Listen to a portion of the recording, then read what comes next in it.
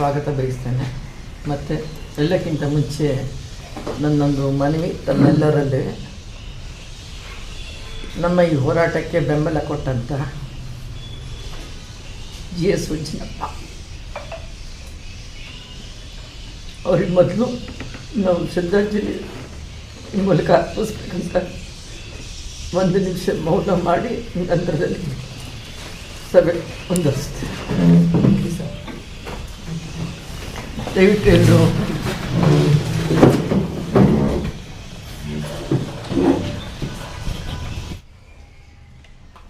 GS ಉಜ್ಜನಪ್ಪನವರು ನಮ್ಮ ಹಿರಿಯ ಪತ್ರಕರ್ತರು, ಚಿಂತಕರು, ಸಮಾಜ ಸುಧಾರಕರು ಮತ್ತು ಎಲ್ಲಕ್ಕಿಂತ ಹೆಚ್ಚಾಗಿ ದೊಡ್ಡ ಸಾಹಿತಿನೂ ಹೌದು.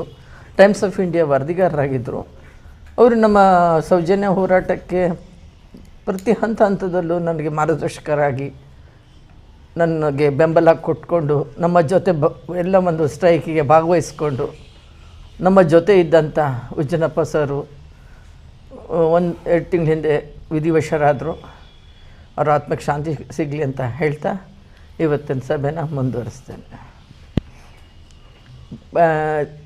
ಸೌಜನ್ಯ ಹೋರಾಟಗಾರರಿಗೆ ಒಂದಾದಂಥ ನಮ್ಮ ಎಲ್ಲ ಹೋರಾಟಕ್ಕೆ ಮುಂಚೂಣಿಯಲ್ಲಿರುವಂಥ ನಮ್ಮ ಹಿರಿಯರಾದಂಥ ನಮ್ಮ ಮಹೇಶಣ್ಣ ಅವ್ರಿಗೆ ನಾನು ಈ ಮೂಲಕ ಅವರ ಅನುಪಸ್ಥಿತಿಯಲ್ಲಿ ಅವ್ರಿಗೆ ನಮಸ್ಕರಿಸುತ್ತಾ, ಮತ್ತು ಈ ಒಂದು ಹೋರಾಟದಲ್ಲಿ ತಮ್ಮನ್ನೇ ತಾವು ತೊಡಗಿಸ್ಕೊಂಡು ಹೋರಾಟಕ್ಕೆ ಕಾನೂನುಬದ್ಧವಾಗಿ ಯಾವ ರೀತಿ ತಗೊಂಡು ಹೋಗಬೇಕು ಅನ್ನೋ ರೀತಿಯಲ್ಲಿ ತಮ್ಮನ್ನೇ ತಾವು ಸಮರ್ಪಿಸಿಕೊಳ್ಳುವಂಥ ಗಿರೀಶ್ ಮಟ್ಟಣ್ಣವರ್ ಸರ್ ಇದ್ದಾರೆ, ಅವ್ರಿಗೆ ಸ್ವಾಗತ ಬಯಸ್ತೇನೆ.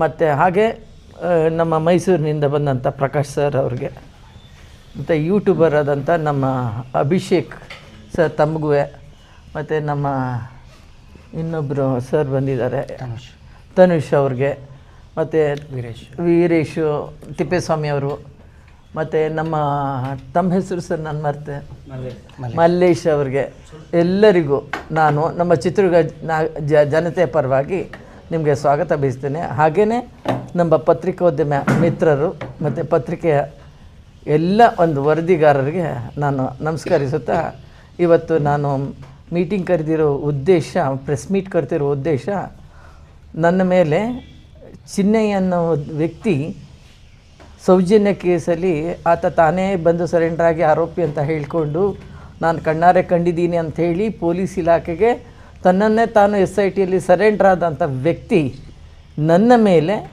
ಆರೋಪ ಮಾಡಿ 200 ಕೋಟಿ ಹಗರಣ ನಾನು ಫಂಡಿಂಗ್ ಮಾಡಿದ್ದೀನಿ ಅಂತ ಹೇಳಿ, ಅದು ಯಾರು 5 ಜನರ ಮೇಲೆ ಆರೋಪ ಮಾಡಿದರು. ಮೊದಲನೇದಾಗಿ ಮಹೇಶಣ್ಣ, ಗಿರೀಶ್ ಮಟ್ಟಣ್ಣನವರ್, ಮತ್ತು ಜಯಂತ್ ಟಿ ಹಾಗೂ ವಿಠ್ಠಲ್ ಗೌಡ, ದನ್ನ ಪ್ರಕಾಶ್ ರೈ, ರಮಾ ನಾಗರಾಜ್. ನಾನು ಇಲ್ಲಿ ಧರ್ಮಸ್ಥಳದ ಒಂದು ಸಂಘದ ಒಂದು ಕೆಲಸಕ್ಕೆ ನಾನು ಮಾಡಿದ್ದ ಕೆಲಸಕ್ಕೆ ಇವರೆಲ್ಲ ಬಿಟ್ಟರು, ಎಲ್ಲ 5 ಜನರನ್ನು ಟಾರ್ಗೆಟ್ ಮಾಡಿಕೊಂಡು ಏನೂ ಇಲ್ಲ, ಸುಖ ಸುಮ್ಮನೆ ಅವರು ತಮ್ಮ ಒಂದು ಬೇಳೆಕಾಳು ಬೇಯಿಸ್ಕೊಳ್ಳಿಕ್ಕೆ ಯಾರ್ಯಾರು ಹೋರಾಟಗಾರರಿದ್ದಾರೆ ಎಲ್ಲರ ಮೇಲೆ ಒಂದು ಅಲಿಗೇಷನ್ ಮಾಡೋದು, ಇದು ಮಾಡ್ಕೊಂಡು ಬಂದರು. ಅದೇ ರೀತಿ 5 ಜನದ ಮೇಲೆ ಅಲಿಗೇಷನ್ ಮಾಡಿ ನಾನು ನನ್ನ ಒಂದು ಅಕೌಂಟಿಂದ ಏನು ಅವರ ಹೆಂಡತಿ ಅಕೌಂಟಿಗೆ ದುಡ್ಡು ಹಾಕಿದ್ದೀನಿ ಅಂತ ಹೇಳಿ ಆರೋಪ ಮಾಡಿದರು. ಅದು ಮಾಧ್ಯಮದಲ್ಲೆಲ್ಲ ಬಂತು. ಅದು ನನಗೆ ಖೇದ ಆಯಿತು. ಯಾಕಂದರೆ 200 ಕೋಟಿಗೆ ಎಷ್ಟು ಸೊನ್ನೆ ಅಂತ ಗೊತ್ತಿಲ್ಲದವಳು ನಾನು ಹೋರಾಟ ಅಷ್ಟೇ ಹೊರತು ಕಾನೂನುಬದ್ಧವಾಗಿ ಇಲಾಖೆ ಜೊತೆ ನಾನು ಇಷ್ಟು ವರ್ಷ ಕೆಲಸ ಮಾಡ್ಕೊಂಡ್ಬಂದಿದ್ದೀನಿ. ಚಿತ್ರದುರ್ಗದಲ್ಲ, ಈ ರಾಜ್ಯ ಮಟ್ಟದಲ್ಲೇ ಅಂತಾರಾಜ್ಯ ಮಟ್ಟದಲ್ಲೂ ನಾನು ನನ್ನ ಒಂದು ಕೆಲಸ ನಿರ್ವಹಿಸಿದ್ದೇನೆ. ಅದು ನಾನು ಹೆಮ್ಮೆಯಿಂದ ಹೇಳ್ತೇನೆ. ಆದರೆ ಎಲ್ಲೇ ಆದ್ರೂ ನಾವು ಇಂಥಕ್ಕೆ ಧರ್ಮಸ್ಥಳಕ್ಕೆ ಅಪಪ್ರಚಾರ ಬರುತ್ತೆ ಅಂದರೆ, ಧರ್ಮಸ್ಥಳ ಅದು ಊರು ಸ್ವಾಮಿ, ಅದು ಧರ್ಮಸ್ಥಳ ಕ್ಷೇತ್ರದ ಬಗ್ಗೆ ಯಾರು ಮಾತಾಡೋ ಹಕ್ಕಿಲ್ಲ, ಅವ್ರಿಗೂ ಇಲ್ಲ, ನನಗೂ ಇಲ್ಲ, ಮತ್ತೊಬ್ಬರಿಗೂ ಇಲ್ಲ. ನಾವು ಅದ್ರ ಬಗ್ಗೆ ನಾವು ಯಾರೂ ಮಾತಾಡ್ತಾ ಇಲ್ಲ. ಅದನ್ನು ಎಲ್ಲರೂ ಅರ್ಥ ಮಾಡ್ಕೊಳ್ಬೇಕು. ಅದು ನಾವು ಧರ್ಮಸ್ಥಳ, ಅದು ನೇಮ್ ಆಫ್ ದ ಪ್ಲೇಸ್ ಅಷ್ಟೇ. ಆ ನೇಮ್ ಆಫ್ ದ ಪ್ಲೇಸ್ನ ನಾನು ಚಿತ್ರದುರ್ಗ ಅಂದೆ ನಾನು ಬೇರೆ ಊರು ಅನ್ನೋಕ್ಕಾಗತ್ತಾ? ಇಲ್ಲ. ಸೊ ಹಾಗೆ ನಾವು ಧರ್ಮಸ್ಥಳನ ಅದು ಒಂದು ಊರು ಅಷ್ಟೇ, ಅದು ಬಿಟ್ಟು ಬೇರೆ ಏನಿಲ್ಲ. ಅದನ್ನು ಇವರು ವೈಭೀಕರಿಸಿ ಅದನ್ನು ಕ್ಷೇತ್ರಕ್ಕೆ ಅಗೌರವ ತೋರಿಸ್ತಾರೆ ಅಂತ ಹೇಳಿ ಅದಕ್ಕೆ ನಾನು ಫಂಡಿಂಗ್ ಕೊಡ್ತಿದ್ದೀನಿ 200 ಕೋಟಿ ಅಂತ ಹೇಳ್ತಾರೆ. ನನಗೆ ಸ್ವಾಮಿ, ನನಗೆ 200 ಕೋಟಿ ಅಲ್ಲ, ಕೋಟಿಗೆ ಎಷ್ಟು ಸೊನ್ನೆ ಅನ್ನೋದೇ ಗೊತ್ತಿಲ್ಲ. ಅಂಥದ್ರಲ್ಲಿ ನನ್ನ ATM ಕಾರ್ಡಿಂದ ದುಡ್ಡು ಹೋಗಿದೆ ಅಂತ ಹೇಳಿ ಅವ್ರ ಹೆಂಡತಿಗೆ ನಾನು ಹಾಕಿದ್ದೀನಿ ಅಂತ ಚಿನ್ನಯ್ಯ ಆರೋಪ ಮಾಡ್ತಾರೆ. ಆರೋಪ ಮಾಡೋದಿರಲಿ, ನಾನು ಕೋರ್ಟಲ್ಲಿ ಇದನ್ನು ಸಾಬೀತುಪಡಿಸ್ತೀನಿ ಅಂತ ಹೇಳಿದವರು. ನಾನು ಅವರು ಇದಕ್ಕೆ ನಾನು ನಿಮಗೆ ಪ್ರತಿಕ್ರಿಯೆ ಕೊಟ್ಟಿದ್ದೆ. ಯಾಕಂದರೆ ಇದು ಸುಳ್ಳು ಆರೋಪ. ನಾನೇನು ಮಾಡಿಲ್ಲ, ನಾನು ಯಾರಿಗೂ ಹೆದರೋ ಅವಶ್ಯಕತೆ ಇಲ್ಲ.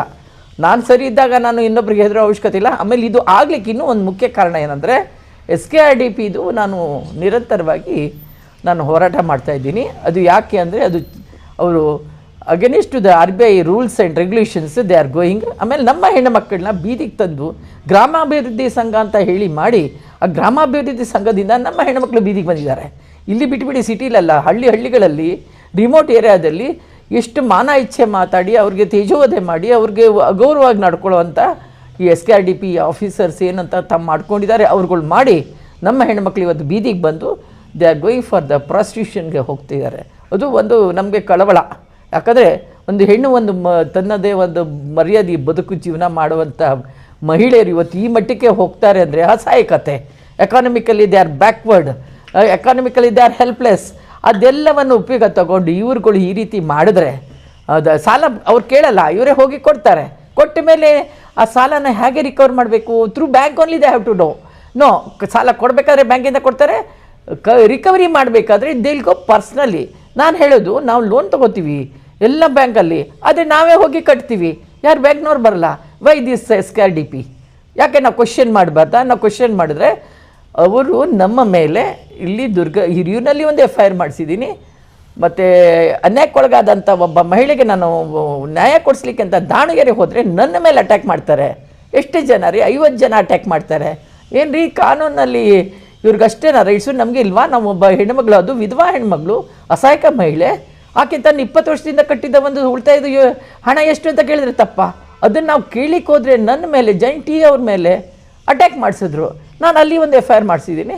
ಅದನ್ನು ಮೊನ್ನೆ ಏನು ಮಾಡ್ತಾರೆ, ಒಂದೂವರೆ ತಿಂಗಳ ಹಿಂದೆ ಅದನ್ನು B ರಿಪೋರ್ಟ್ ಹಾಕ್ತಾರೆ ಸರ್ಕಲ್ ಇನ್ಸ್ಪೆಕ್ಟ್ರು.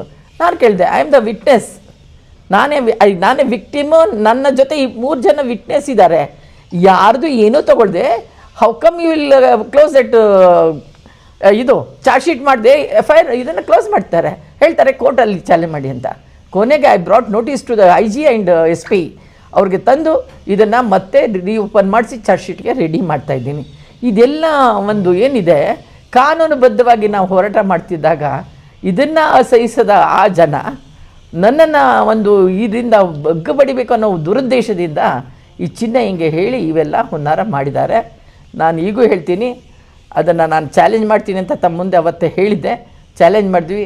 ಮಾನ್ಯ ಹೈಕೋರ್ಟು ನಮ್ಮ ಒಂದು ಅರ್ಜಿನ ಆಮೇಲೆ ಅಲ್ಲಿ ನೋಡಿ ಎಲ್ಲರದ್ದು ಹೆಸರು ತೊಗೊಳ್ತಾರೆ, ರಮಾ ನಾಗರಾಜ್ ಹೆಸರು ಬಿಡ್ತಾರೆ. ಯಾಕೆ ತೊಗೊಳ್ಳಿಲ್ಲ ರಮಾ ನಾಗರಾಜ್ ಹೆಸರು? ನಾನು ಅದಕ್ಕೆ ಹೈಕೋರ್ಟ್ಗೆ ನನ್ನ ಒಂದು ಪಾರ್ಟಿ ಮಾಡಿ all of sudden Rama Nagaraj ಬರ್ತೀನಿ. ಎಲ್ಲಿಂದ ಬರ್ತಾಳೆ? ಏನಕ್ಕೆ ಬರ್ತೀವಿ? ಏನು ಲಿಂಕ್ ಇದೆ? ಏನೂ ಇಲ್ಲ. ಕೊನೆಗೆ ಅದನ್ನು ನನಗೆ ಉಚ್ಚ ನ್ಯಾಯಾಲಯ ಘನವತ್ತ ನ್ಯಾಯಾಧೀಶರು ನನಗೆ ನ್ಯಾಯ ಕೊಡಿಸಿದ್ರು. ನಮ್ಮ 5 ಜನಕ್ಕೆ ಆರೋಪ ಮುಕ್ತರಂತ ಹೇಳಿದರು. ಏನು ಆರೋಪ ಮಾಡಿದ್ರು ಅದು ನಮಗೆ ಏನೂ ಆಗಲಿಲ್ಲ. ನಮಗೆ ಕಾನ್ಫಿಡೆನ್ಸ್ ಇತ್ತು, ಯಾಕಂದರೆ ನಾವು ಯಾರಿಗೂ ಹೆದರಬೇಕಾಗಿಲ್ಲ. ನಾವು ಕ್ಲೀನಾಗಿದ್ದಾಗ, ನಾವು within the frame of law ನಾವು ಕೆಲಸ ಮಾಡ್ತಿರ್ಬೇಕಾದ್ರೆ we never care anybody, we respect, we bow our head to law of our Indian constitution ಪ್ರಕಾರ. ಹಾಗಿರಬೇಕಾದ್ರೆ ಇವ್ರು ಏನು ಮಾಡ್ತಾರೆ, ಮತ್ತೆ ಏನು ಮಾಡ್ತಾರೆ, ಎಲ್ಲಿಯಾದರೂ ಡೈವರ್ಟ್ ಮಾಡಬೇಕು. ಅದು ಯಾವುದು ನಮ್ಮ ಸೌಜನ್ಯ ಕೇಸಲ್ಲಿ 74 ಜನ ಅಲ್ಲ ಸರ್, 74 ಜನ ಮತ್ತೆ ಕುಸುಮಾವತಿ ಅವರು PL ಹಾಕೊಂಡಿರ್ತಾರೆ, ಪಬ್ಲಿಕ್ ಲಿಟಿಗೇಷನ್ ಅಂತ. ಅದು ಕೇಸ್ನ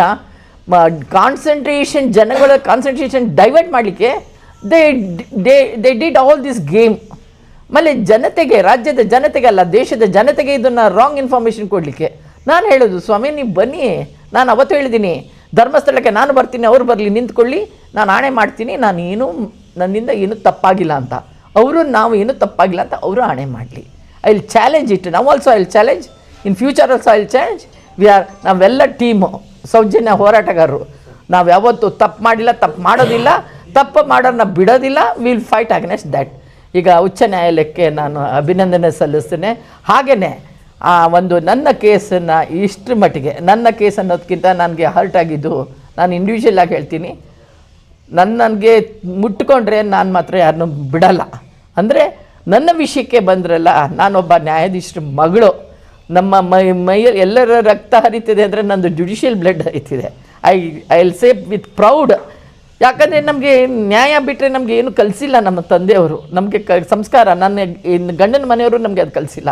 ಅದು ಆಲ್ ಆಫ್ ಸಡನ್ ಹಿಂಗೆ ಹೇಳಿಬಿಟ್ರಲ್ಲ, ಎಷ್ಟು ಬೇಜಾರಾಗತ್ತೆ. ಒಂದು ಹೆಣ್ಣು, ಒಂದು ಹೋರಾಟ ಮಾಡುವಂಥ ಹೆಣ್ಣು ಹಿಂದಕ್ಕೆ ಸರಿಬೇಕು ಅಂತ.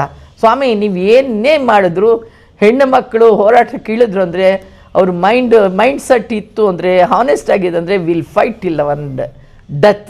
ನಮ್ಮ ಡೆತ್ ಆದರೂ ಸರಿಯಾಗಿಲ್ಲ, will fight for the justice and especially for Soujanya ಜಸ್ಟಿಸ್ಗೆ ನಾವು ಹೋರಾಟ ಮಾಡ್ತೀವಿ. ಆಮೇಲೆ ಇದಕ್ಕೆ ಎಲ್ಲ ಸಹಕರಿಸಿದ ಮೊದಲು I should special thanks to our Brinda Grover who has, ಅವರು ನನಗೆ ಸುಪ್ರೀಂ ಕೋರ್ಟ್ ಅಡ್ವೊಕೇಟು ದೆಹಲಿಯಿಂದ ನನಗೆ ವಾದ ಮಂಡಿಸಿದರು ಉಚ್ಚ ನ್ಯಾಯಾಲಯದಲ್ಲಿ. First special thank to our madam. And ಎಲ್ಲಕ್ಕಿಂತ ಹೆಚ್ಚಾಗಿ ನಮ್ಮ Dhananjay sir, sir is also supreme court advocate.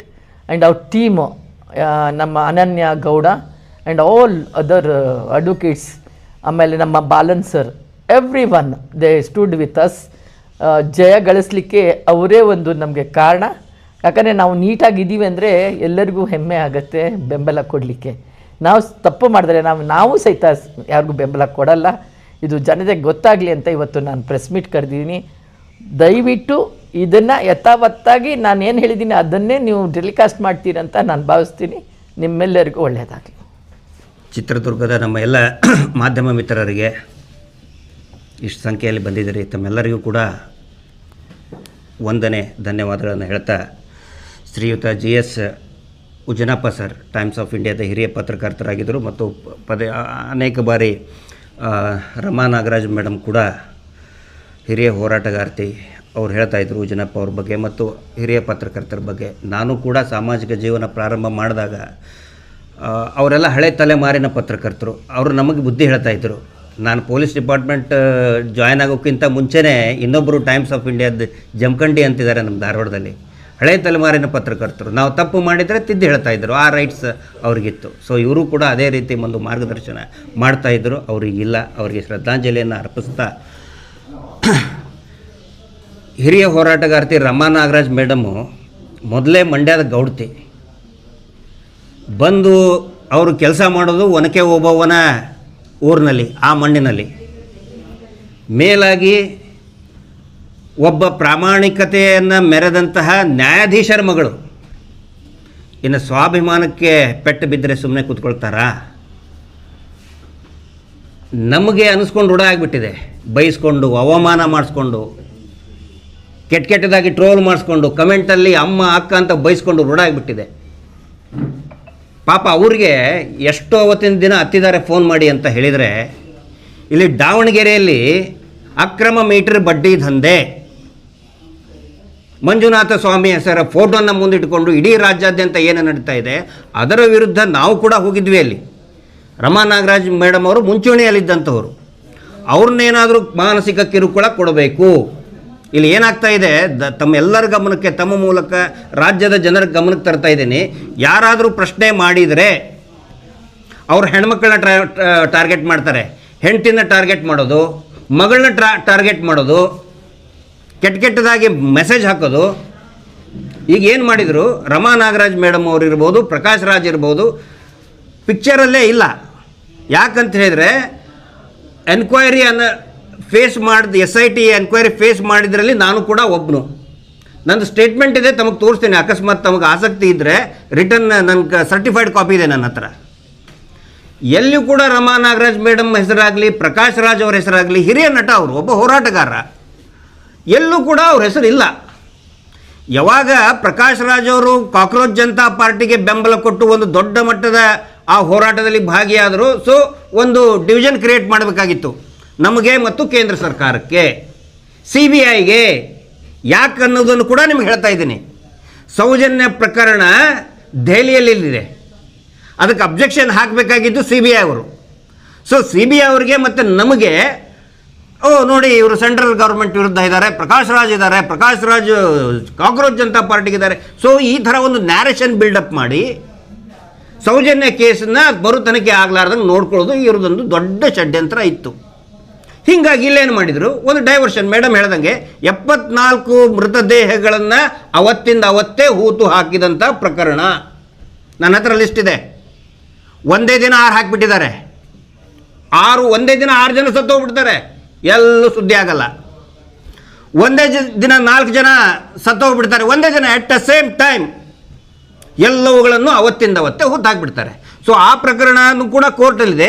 ಇವೆಲ್ಲದರ ವಿರುದ್ಧನೂ ಕೂಡ ಏನೋ ಒಂದು ಡೈವರ್ಷನ್. ಈಗ ಹೈವೇಗೆ ಬರಬೇಕಾದ್ರೆ, ಚಿತ್ರದುರ್ಗಕ್ಕೆ ಬರಬೇಕಾದ್ರೆ ಡೈವರ್ಷನ್ ಅಂತಿರ್ತದಲ್ಲ, ಇತ್ತ ಕಡೆ ತಿರುಗಿರಿ, ಹಾಗೆ ಆ ಡೈವರ್ಷನ್ ಮಾಡೋದಕ್ಕೆ ಈ ಒಂದು ಕುತಂತ್ರವನ್ನು ಮಾಡಿದರು. ಬಟ್ ನ್ಯಾಯ ಗೆದ್ದೇ ಗೆಲ್ಲುತ್ತೆ. ಎಷ್ಟೇ ಅಪಪ್ರಚಾರ ಮಾಡಿದರೂ ಕೂಡ ನ್ಯಾಯಕ್ಕೆ ಜಯ ಸಿಕ್ಕೇ ಸಿಗುತ್ತೆ. ನಮ್ಗೆ ನಂಬಿಕೆ ಇದ್ದಿದ್ದು ನ್ಯಾಯಾಲಯದ ಮೇಲೆ. ರಮಾ ನಾಗರಾಜ್ ಮೇಡಮ್ ಅವರು ಇರ್ಬೋದು, ಜಯಂತ್ ಅವರು ಇರ್ಬೋದು, ಧನಂಜಯ್ ಸರು, ವೃಂದಾ ಗ್ರೋವರ್ ಮೇಡಮು ಡೆಲ್ಲಿಂದ ಬಂದರು, ಬಾಲನ್ ಸರು ಎಲ್ಲ ಫೈಟ್ ಮಾಡಿ ಕೋರ್ಟ್ನಲ್ಲಿ ಇದು ಒಂದು ಇನ್ಫ್ರಕ್ಚುಯಸ್, ಫಲ ನೀಡದೇ ಇರುವಂಥ, ಹುರುಳಿಲ್ಲದೆ ಇರುವಂಥ ಅರ್ಜಿ ಅಂತ ಹೇಳಿ ನ್ಯಾಯಾಲಯ ಚಿನ್ನಯ ಹಾಕಿದಂಥ ಏನೊಂದು ರಿಟ್ ಪಿಟಿಷನ್ ಇದೆ, ತಿರಸ್ಕಾರ ಮಾಡಿದೆ. ಕೆಲವೊಂದಿಷ್ಟು ಸ್ವಾರಸ್ಯಕರ ಮಾಹಿತಿಗಳು ನಮಗೇನು ಸಿಕ್ಕಿದೆ ತಮ್ಮ ಮುಂದೆ ಇದೇ ಪ್ರಕರಣಕ್ಕೆ ಸಂಬಂಧಪಟ್ಟಂತೆ. SIT ಅವ್ರಿಗೆ ಏನಂತ ಅಂದರೆ ಒಂದು 3-4 ದಿನದಿಂದ ಒಂದು ನ್ಯಾರೇಷನ್ ಬಿಲ್ಡಪ್ ಆಗ್ತಾ ಇದೆ. ನಾನು ಮಾಧ್ಯಮದವರಿಗೆ ವಿನಂತಿ ಮಾಡ್ಕೊತಾ ಇದ್ದೇನೆ ಈ ವಿಷಯದ ಕುರಿತಂತೆ. ನಿನ್ನೆ ನಮ್ಮ ಒಬ್ಬ ಹಿರಿಯ ಸ್ನೇಹಿತರು ಕೂಡ ಇದ್ದಾರೆ, TV ಚಾನಲ್ನಲ್ಲಿ ಸೀನಿಯರ್ ರಿಪೋರ್ಟ್ ಇದ್ದಾರೆ, ಅವ್ರಿಗೂ ಹೇಳಿದ್ದೇನೆ, ನೋಡಿ ಸರ್, ತಮಗೂ ನಾನು ವಿನಂತಿ ಮಾಡ್ಕೊತಾ ಇದ್ದೇನೆ. ಇಡೀ ಪ್ರಕರಣ ಏನಿದೆ, ಇನ್ಕ್ಲೂಡಿಂಗ್ ಸೌಜನ್ಯ ಪ್ರಕರಣ ಆಗಲಿ, ನಿಧಾನವಾಗಿ ಮಾತಾಡಿ, ಇದು ಏನು ಶವಹೂತ ಪ್ರಕರಣ ಇದೆ ಆಗಿದೆ ಅಂತ ಹೇಳಿದರೆ ಎಲ್ಲವೂ ಕೂಡ ನ್ಯಾರೇಷನ್ಸ್ ಮೇಲೆ ಹೋಗ್ತಾ ಇದೆ. TV ಚಾನಲ್ನಲ್ಲಿ, ಪತ್ರಿಕೆಯಲ್ಲಿ ಬೇರೆ ಬೇರೆ ದೊಡ್ಡ ದೊಡ್ಡ ಪ್ರಕರಣಗಳು. ಈಗ ನೋಡಿ, SIT ಅವರು ಆ್ಯಕ್ಚುಲಿ ಇದು ಸರ್ಕಾರದಿಂದ ಆದಂಥ ಪ್ರಮಾದ, ನೇರವಾಗಿ ನಾವು ಮಾಧ್ಯಮಕ್ಕೆ ಕನ್ನಕ್ಕೆ ಬರೋದಿಲ್ಲ. ಒಂದು ಬುಲೆಟಿನ್, ನ್ಯೂಸ್ ಬುಲೆಟಿನ್ ಕೊಡಬೇಕಾಗಿತ್ತು, ಏನೇನು ನಡೀತಾ ಇದೆ. ಈಗ ಅಯೋಧ್ಯ ಚಂದಾ ಚೌರಿ ಪ್ರಕರಣ ಎವ್ರಿ ಅವರ್ ನ್ಯೂಸ್ ಬುಲೆಟಿನ್ ಕೊಟ್ಟರು, ಅಲ್ಲಿ ಕೂಡ SIT ಆಗಿದೆ. ಮಾಧ್ಯಮದವರಿಗೆ ಕರೆದು ನ್ಯೂಸ್ ಬುಲೆಟಿನ್ನ ಕೊಡ್ತಾಯಿದ್ರು. ತಕ್ಷಣಕ್ಕೆ ಗೊತ್ತಾಯಿತು ಯಾರನ್ನ ಅರೆಸ್ಟ್ ಮಾಡಿದರು, ಎಲ್ಲಿ ಹೋದರು, ಏನು ಸಿಕ್ತು, ಏನು ರಿಕವರಿ ಮಾಡಿದರು. ಇಲ್ಲ, ಅದು ಏನೂ ಆಗಿಲ್ಲ, ಬರೀ ನ್ಯಾರೇಷನ್ಸ್. ಏನು ಸಿಕ್ಕಿಲ್ಲಂತೆ, ಏನು ಸಿಗಲೇ ಇಲ್ಲಂತೆ. ಅರೆ, ಈಗ 3 ದಿನದಿಂದ ಎಲ್ಲ TV ಚಾನಲ್ನಲ್ಲಿ ಬರ್ತಾ ಇದೆ, ಇಷ್ಟು ಮೂಳೆ ಸಿಕ್ಕು, ಬರೀ ಮತ್ತೆ ಒನ್ಸ್ ಅಗೇನ್ 3 ಜನರದು DNA ಮ್ಯಾಚ್ ಆಗಿದೆ. ಹಾಗಿದ್ರೆ ಬರೀ 3 ಜನರದಂತೆ. ನಾನು ನಿಮ್ಗೆ ವಿನಂತಿ ಮಾಡ್ಕೊತಾ ಇದ್ದೀನಿ, ದಯವಿಟ್ಟು ನ್ಯಾರೇಷನ್ಸ್ ಮೇಲೆ ಹೋಗಬೇಡಿ. ಸರ್ಟಿಫೈಡ್ ಕಾಪಿ ಸಿಕ್ಕ ಮೇಲೆ, ಹಳೆ ಮುಂಚೆ ಕೊಟ್ಟಂಥ ಸರ್ಟಿಫೈಡ್ ಕಾಪಿ ನಮ್ಮ ಕಡೆ ಇದೆ. ಬರೀ ಪುರುಷರದ್ದೇ ಅಂತೆ. ಹಾಗಿದ್ರೆ ಪುರುಷರ ಗಂಡು ಮಕ್ಕಳಿಗೆ ಜೀವಕ್ಕೇನು ಬೆಲೆ ಇಲ್ಲನು?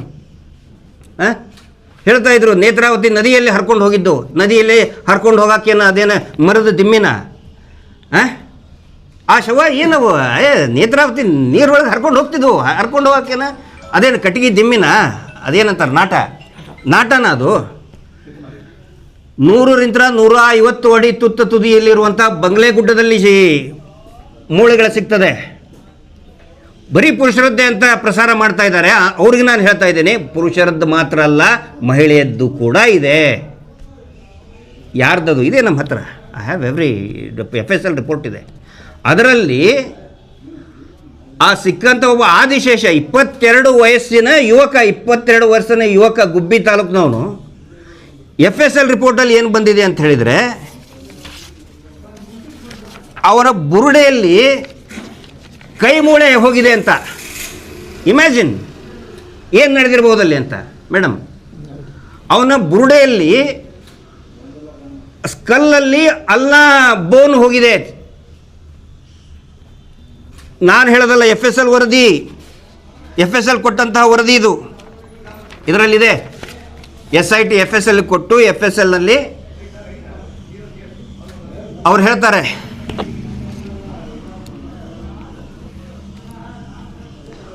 Inserted in the skull. ಅಂತ ಹೇಳಿದರೆ ಕೈ ಮೂಳೆಯನ್ನು ತಲೆ ಬುರುಡೆ ಒಳಗೆ ಇನ್ಸರ್ಟ್ ಮಾಡಿದಂಥ ಸ್ಥಿತಿ ಒಳಗೆ ಸಿಕ್ಕಿದ್ದು ಅಂತ ಹೇಳ್ತಾರೆ. ಇದರ ಅರ್ಥ ಏನು? ಅದು 22 ವರ್ಷದ ಹುಡುಗ. ಆಮೇಲೆ ಇದೇ FSLನವ್ರು ಹೇಳ್ತಾರೆ, ಅವನಿಗೆ ಏನೋ ಹಿ ಡೈಡ್ ಬೈ ವೈಲೆನ್ಸ್ ಅಂತ. ಕೊಲೆ ಅಲ್ವಾ? ನಾನು ಹೇಳ್ತಾ ಇಲ್ಲ, ಇದನ್ನು ನಾನು ಹೇಳ್ತಾ ಇಲ್ಲ. ಅಂದರೆ ಮಾಧ್ಯಮದವರು ದಯವಿಟ್ಟು ಇದನ್ನು ಸಮಾಜದ ಗಮನಕ್ಕೆ ತಗೊಂಡು ಬನ್ನಿ. ಇನ್ನೂ ಸಾಕಷ್ಟು ಜನ ಮಿಸ್ಸಿಂಗ್ ಕಂಪ್ಲೇಂಟ್ ಕೊಡೋರು ಇದ್ದಾರೆ. ಈಗೇನು 3 ಬರ್ತಾ ಇದೆಯಲ್ಲ, 3 ಮ್ಯಾಚಿಂಗ್ ಆಗಿದೆ ಅಂಥೇಳಿ ಅವರು ಕಂಪ್ಲೇಂಟ್ ಕೊಟ್ಟಂಥವ್ರು. ಕಂಪ್ಲೇಂಟ್ ಕೊಡದೇ ಇರೋರು ತುಂಬ ಜನ ಇದ್ದಾರೆ, ಹೆದರ್ಕೊಂಡು. ಯಾಕಂದರೆ ಹೆದರ್ಸ್ಬಿಟ್ರಲ್ಲ ಇವರು. ಇದು ಬುರುಡೆ ಗ್ಯಾಂಗು, ಇದು ಷಡ್ಯಂತ್ರ, ದೇವಸ್ಥಾನದ ವಿರುದ್ಧ ಷಡ್ಯಂತ್ರ, ನಮ್ಮ ಮೇಲೆ ಏನು ಪ್ರಪೋಸ್ಡ್ ಅಕ್ಯೂಸ್ಡ್ ಅಂತ ಮಾಡಿದ್ದಾರೆ, ಒಂದೇ ಒಂದು ಸೆಕ್ಷನ್ ದೇವಸ್ಥಾನದ ವಿರುದ್ಧದ ಷಡ್ಯಂತ್ರ ಒಂದೇ ಒಂದು ಸೆಕ್ಷನ್ ಕೂಡ ನಮ್ಮ ಮೇಲೆ ಹಾಕಿಲ್ಲ. ಅದು ಗೊತ್ತಿರಲಿ. ದೇವಸ್ಥಾನ ಎನಿ ರಿಲಿಜಿಯಸ್ ಇನ್ಸ್ಟಿಟ್ಯೂಟ್ ಅಗೇನ್ಸ್ಟ್ ಏನಾದರೂ ಮಾತಾಡಿದರೆ ಅದಕ್ಕೆ ಸಪ್ರೇಟ್ ಸೆಕ್ಷನ್ಗಳಿದೆ. ಸೆಕ್ಷನ್ 298, 299, 300. ಯಾವುದಾದ್ರೂ ಒಂದು ದೇಗುಲದ ವಿರುದ್ಧ, ಪೂಜಾ ಸ್ಥಳದ ವಿರುದ್ಧ ಮಾಡಿದರೆ ಈ ಸೆಕ್ಷನ್ಗಳನ್ನು ಹಾಕ್ತಾರೆ. ನಮ್ಮ ಮೇಲೆ ಈ ಥರ ಯಾವ ಸೆಕ್ಷನ್ಗಳನ್ನು ಕೂಡ ಹಾಕಿಲ್ಲ. ದೇವಸ್ಥಾನದ ವಿರುದ್ಧ ಯಾವುದೇ ಷಡ್ಯಂತ್ರ ಆಗಿಲ್ಲ. ನಾವು ಕೇಳ್ತಾ ಇರೋದೇನು, ಅಲ್ಲಿ ಅಷ್ಟೊಂದು ಮಿಸ್ಸಿಂಗ್ ಆದ್ರಲ್ಲ, ಮಿಸ್ಸಿಂಗ್ ಆಗಿದ್ದು ಕೂಡ ನಾವು ನಮ್ಮ ಬಾಯಲ್ಲಿ ಹೇಳ್ತಾ ಇಲ್ಲ. ಸ್ವತಃ SP ಅವ್ರು ಕೊಡ್ತಾರೆ. ಅದು ಕಾಪಿ ಕೊಡಿ. ಇಲ್ಲಿ SP ದಕ್ಷಿಣ ಕನ್ನಡ ಜಿಲ್ಲೆಯವರು, ಅದು ನಾನು ಇನ್ಸ್ಟಾಗ್ರಾಮ್ನಲ್ಲಿ ಕೂಡ ಇದನ್ನು ಮಾಡಿದ್ದೀನಿ. ಯಾವ ರೀತಿ ಮಿಸ್ಸಿಂಗ್ ಆಗಿದ್ದಾರೆ, ಎಷ್ಟು ಜನ ಮಿಸ್ಸಿಂಗ್ ಆಗಿದ್ದಾರೆ ಎಲ್ಲವೂ ಕೂಡ ನನ್ನ ಸೋಷಿಯಲ್ ಮೀಡಿಯಾ ಪ್ಲ್ಯಾಟ್ಫಾರ್ಮ್ನಲ್ಲಿ ಹಾಕಿದ್ದೀನಿ. ಕೆಲವೊಂದಿಷ್ಟು ತಮ್ಮ ಗಮನಕ್ಕೆ ತರ್ತೇನೆ. 2 ವರ್ಷದ ಮಗು, ಹೆಣ್ಣು ಮಗು ಕಾಲು ಜಾರಿ ಬಿದ್ದು ಅನಾಥ ಶವ ಅಂತ ಹಾಕ್ತಾರೆ. 2 ವರ್ಷದ ಮಗು. ಇವ್ರು ಹೇಳ್ತಾರೆ ಅಲ್ಲಿ ಧರ್ಮಸ್ಥಳಕ್ಕೆ ಅಂತ ಹೇಳಿದರೆ ಏನೋ ಮೋಕ್ಷ ಸಿಗಕ್ಕೆ ಬರ್ತಾರೆ. 2 ವರ್ಷದ ಹೆಣ್ಣು ಮಗು ಮೋಕ್ಷ ಸಿಗಕ್ಕೆ ಹೋಗಿ ಸಾಯ್ತದ? ಅನಾಥ ಶವ. 10 ವರ್ಷದ ಹೆಣ್ಣು ಮಗು, ಮುಡಿ ತೆಗೆಸದಂಥ ಗರ್ಲ್ ವಿದೌಟ್ ಹೇರ್ಸ್, ಮುಡಿ ಕೊಟ್ಟಂಥ ಹುಡುಗಿ ಮೋಕ್ಷ ಸಿಗಬೇಕು ಅಂತೇಳಿ ಸಾಯ್ತದ? ವಿಷ ತಗೊಂಡು ಸಟ್ಲು ಅಂತ ಇನ್ನೊಂದು ಎಲ್ಲ ಇದೆ ವಿತಿನ್ ಡಾಕ್ಯುಮೆಂಟ್ಸ್. ಪ್ರತಿಯೊಂದು SP ಅವ್ರು ಕೊಟ್ಟಿದ್ದು, ಡಿಸ್ಟ್ರಿಕ್ಟ್ SP ಅವರು ಮಹಿಳಾ ಆಯೋಗಕ್ಕೆ ಕೊಟ್ಟಿದ್ದು. ಅದನ್ನು ನಾವು ಪ್ರಶ್ನೆ ಮಾಡ್ತಾ ಇದ್ದೀವಿ. ಯಾರಿಗೂ ಕೂಡ ನಾವು ಅಪಮಾನ ಮಾಡಬೇಕು ಅಂತೇನಿಲ್ಲ, ಖಂಡಿತ ಆ ಕೆಲಸ ಮಾಡಿಲ್ಲ. ನಾವು ಕೇಳೋದು SIT ನೀವು ತನಿಖೆ ಮಾಡಿದ್ರಲ್ಲ, ಅದರ ವರದಿ ಎಲ್ಲಿದೆ ಅಂಥೇಳಿ ಒಬ್ಬ ಮಹಿಳಾ ಹೋರಾಟಗಾರ್ತಿ ಜ್ಯೋತಿ ಸುಬ್ಬರಾವ್, ಅನಂತ ಸುಬ್ಬರಾವ್ ಅಂಥೇಳಿ ಕೊಂದವರು ಯಾರು ಟೀಮ್ನಿಂದ ಕೇಳಿದರು. ಯಾವಾಗ 1 ತಿಂಗಳಿಂದ ಕೇಳಿದರು. ನಿನ್ನೆ ಉತ್ತರ ಕೊಟ್ಟಿದ್ದಾರೆ SIT ಅವರು. ಏನಂತ ಹೇಳಿದರೆ,